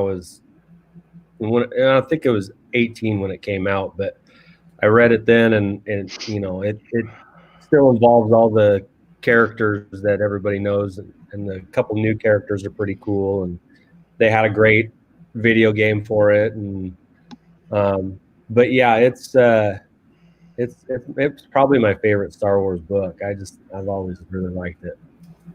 And I love how they recanonized Dash Rendar in such a subtle way. I don't know if you've ever looked into that. That was just a great way to do it. Like, it's like whether or not this character actually comes back in a book or comic or anything, it's like that was awesome. Right. And I was thinking about this the other day, not to take this another half an hour, but the way, everybody was kind of like shocked, even if you were fine with it, when Disney like decanonized all of the extended universe stuff. Yeah, they wiped the slate clean. And that was pretty shocking.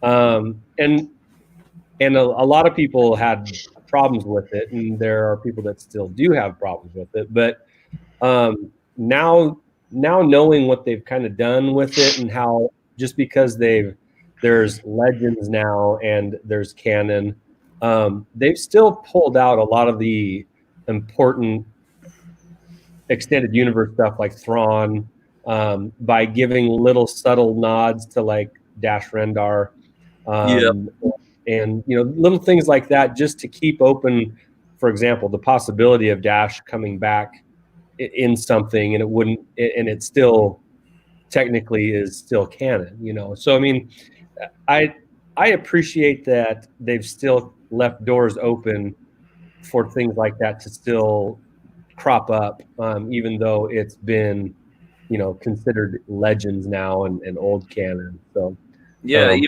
Clone Wars did a lot of Black Sun stuff. I like that. Yeah, or like Dash Rendar in episode 5 of season 1 of The Mandalorian. Since Boba Fett's dead, he's going to be in there again. And Tamara Morrison's playing Rex. Can you imagine if that's really who it is? It's Dash Rendar.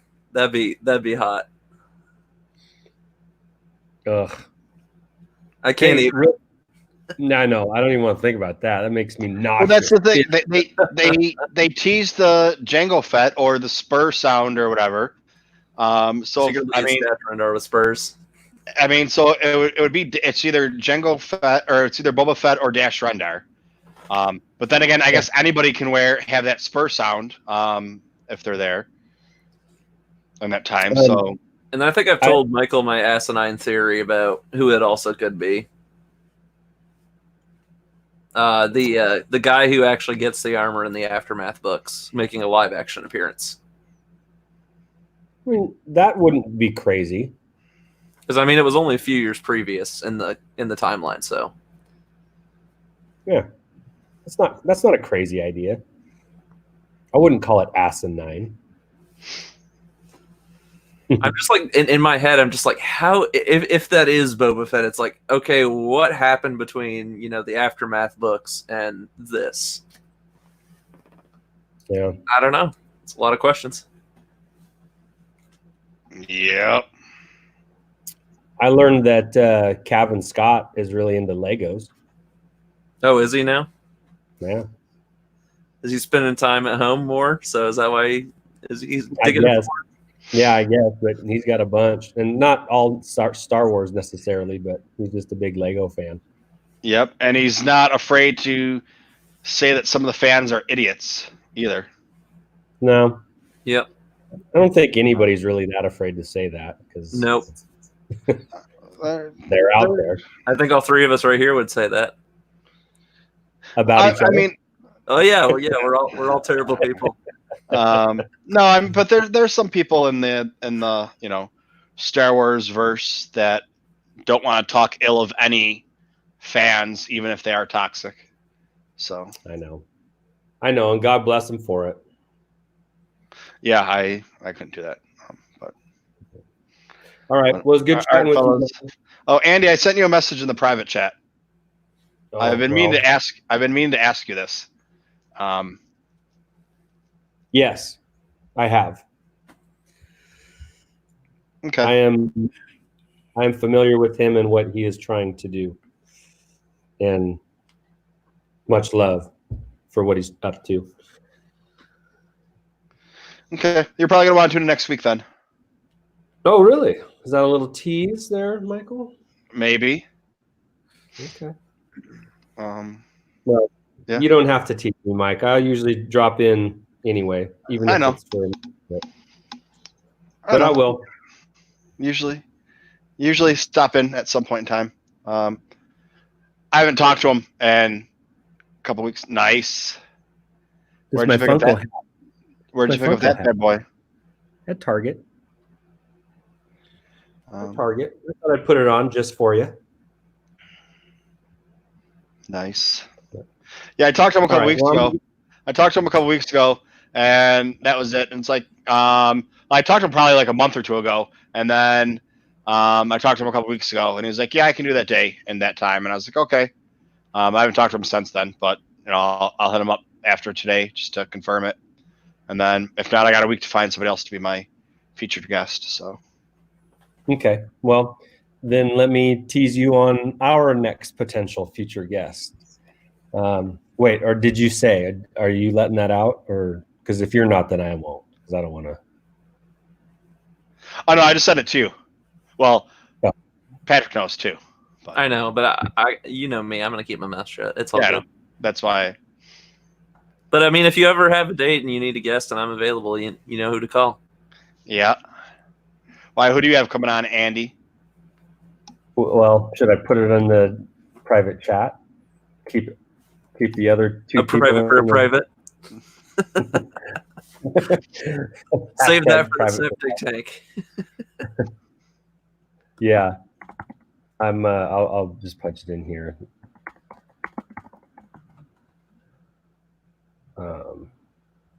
Everyone in like chat right now is probably like, "What is going on?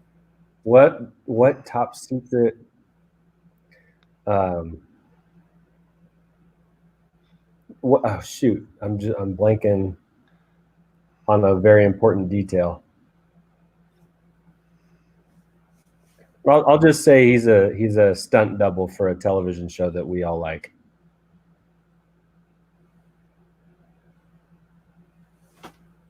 Okay.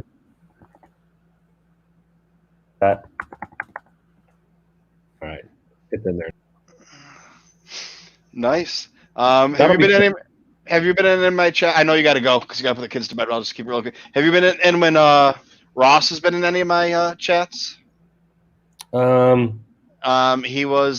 Wookiee in Solo, and he was the body double, or like the body of Snoke. Because in the first one, Snoke's just a hologram, so you don't see him. But in the second one, where like Snoke's in the throne room, that's him sitting there in the throne room. It's not Andy Serkis. They just use Andy Serkis's voice and his face for the CGI. So like anytime you see Snoke in the throne room, it's actually him sitting there in the gold robe. But I did. Cool. he found me. I've been friends with him with Facebook for like 2 years, but never knew who he was. And the one day he saw my stream and he's like, "Hey, I want to come on and talk to you." And I was like, "Okay." And somebody's like, "Well, is it really him?" I was like, "I don't know. We'll find out." Like everybody's, anybody can come on. I'm not really, I mean, except for you guys that, it's great you're here, but you know what I mean? It's like anybody can come on if they want to. If they're an idiot, I'll just kick them off. It doesn't really matter. Well, you better start kicking us. Yeah. So it's like I became friends with him, and it was funny because he called me the other day, and I was grocery shopping, and I'm talking to him about Star Wars and movie production and this and that. Like people are just looking at me like I'm crazy. But yeah, he's been stopping in. He's a lot of fun.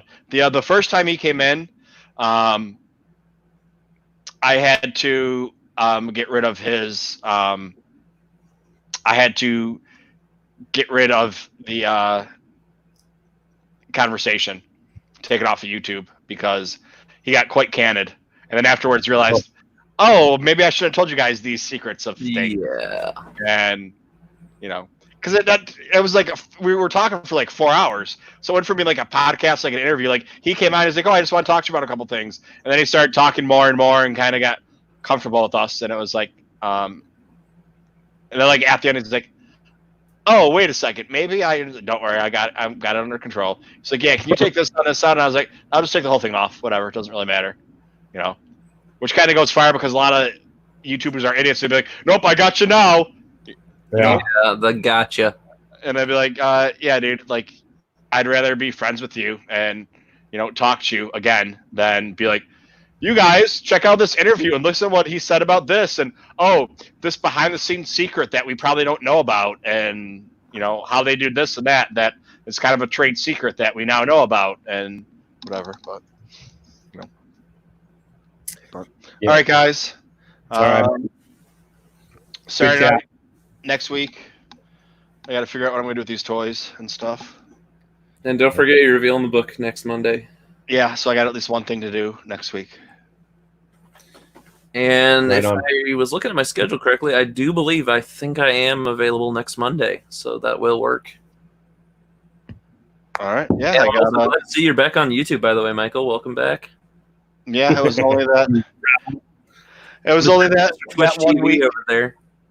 That 1 week. So now it's I have to behave till August. And by then we have celebration. Cross your fingers. I don't think it's gonna happen. I don't think so either, to be honest. Even if it does happen, the governor of California is like, there's not gonna be any big groups. So what are you gonna do? Yeah. So what are you gonna do? You just gonna walk around Disney World at 6 foot distances? Well, let me ask you this: what anything happened to Elon Musk today? Because he opened back up his factory for Tesla. Only because he had to and fight for it. Yeah. Yeah, and he said, if you're going to arrest anybody, please only arrest me. But I'm sending my workers back to work today.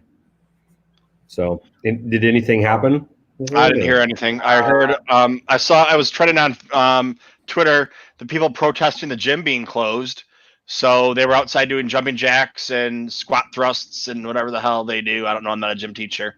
And it's like, way to go protest the gym being closed, showing them you can do exercises without it being open. That's really a great thing. Yeah. I'm not seeing All right. anything here. So. Guys. All right. Maybe I can get back out of my 7-day-a-week streaming that I did the last couple weeks. Take care, Andy. Yeah, Andy. Bye. How'd it get so late already? I don't know, man. It's over 1 a.m. over here on the East Coast. Like an hour and a half ago, I'm like, yeah, I might leave in a few minutes. And well, at least like I said, starting at 9:30 instead of 8:30. I will say this is better than our 4 a.m. Clone Wars chats. I did enjoy that, but this one's not going to. This one's not going to get me kicked off, at least. Yeah, that's always a good thing. I just want. It's like, okay, fine. I got dinged. The first time I understand. When I had to redo it or whatever. Yeah. The second time, I just want to know why. I want someone to tell me and explain to me why. Not, well, you're in violation of it. Okay, fine. I was in violation, but just tell me how. Like, And they're not going to tell you. You know, like what did I do that was wrong, because I did the same thing everybody else does. Except I did mine live, like actually live, not live reaction, and then uploaded it. I mean, that's the only thing. Difference, honestly. You know, I don't know if that was the difference, or because they can't make money off of me, so they decided to. You know, I don't know. I don't know how they figure that out. So, but it's just funny that, you know. Now, did Disney yank you for copyright on that one, or was that a YouTube Direct? It's Disney doesn't actually do it. It's someone that Disney hires to do it. So they flagged you? Yeah. Okay. So I'm assuming what happened is they knew the premiere was happening, and if anybody was going to be streaming it, they had somebody watching, looking for streams. If I had to take a guess, that's probably what happened. But that's the whole thing. People put theirs up. Yep. As soon as it was done, you know, like here's my. And I wonder if you go back and look and see if they're still there. Because if they're still there, then yeah, I'd be a little angry about that as well. Now, if it's just the 10-minute versions, then they're perfectly within their right. All right, just hang on a second. All right, everybody. Thanks for stopping by, Patrick. Thank you for coming. We had Andy, and we had Rural Farm Boy, and we had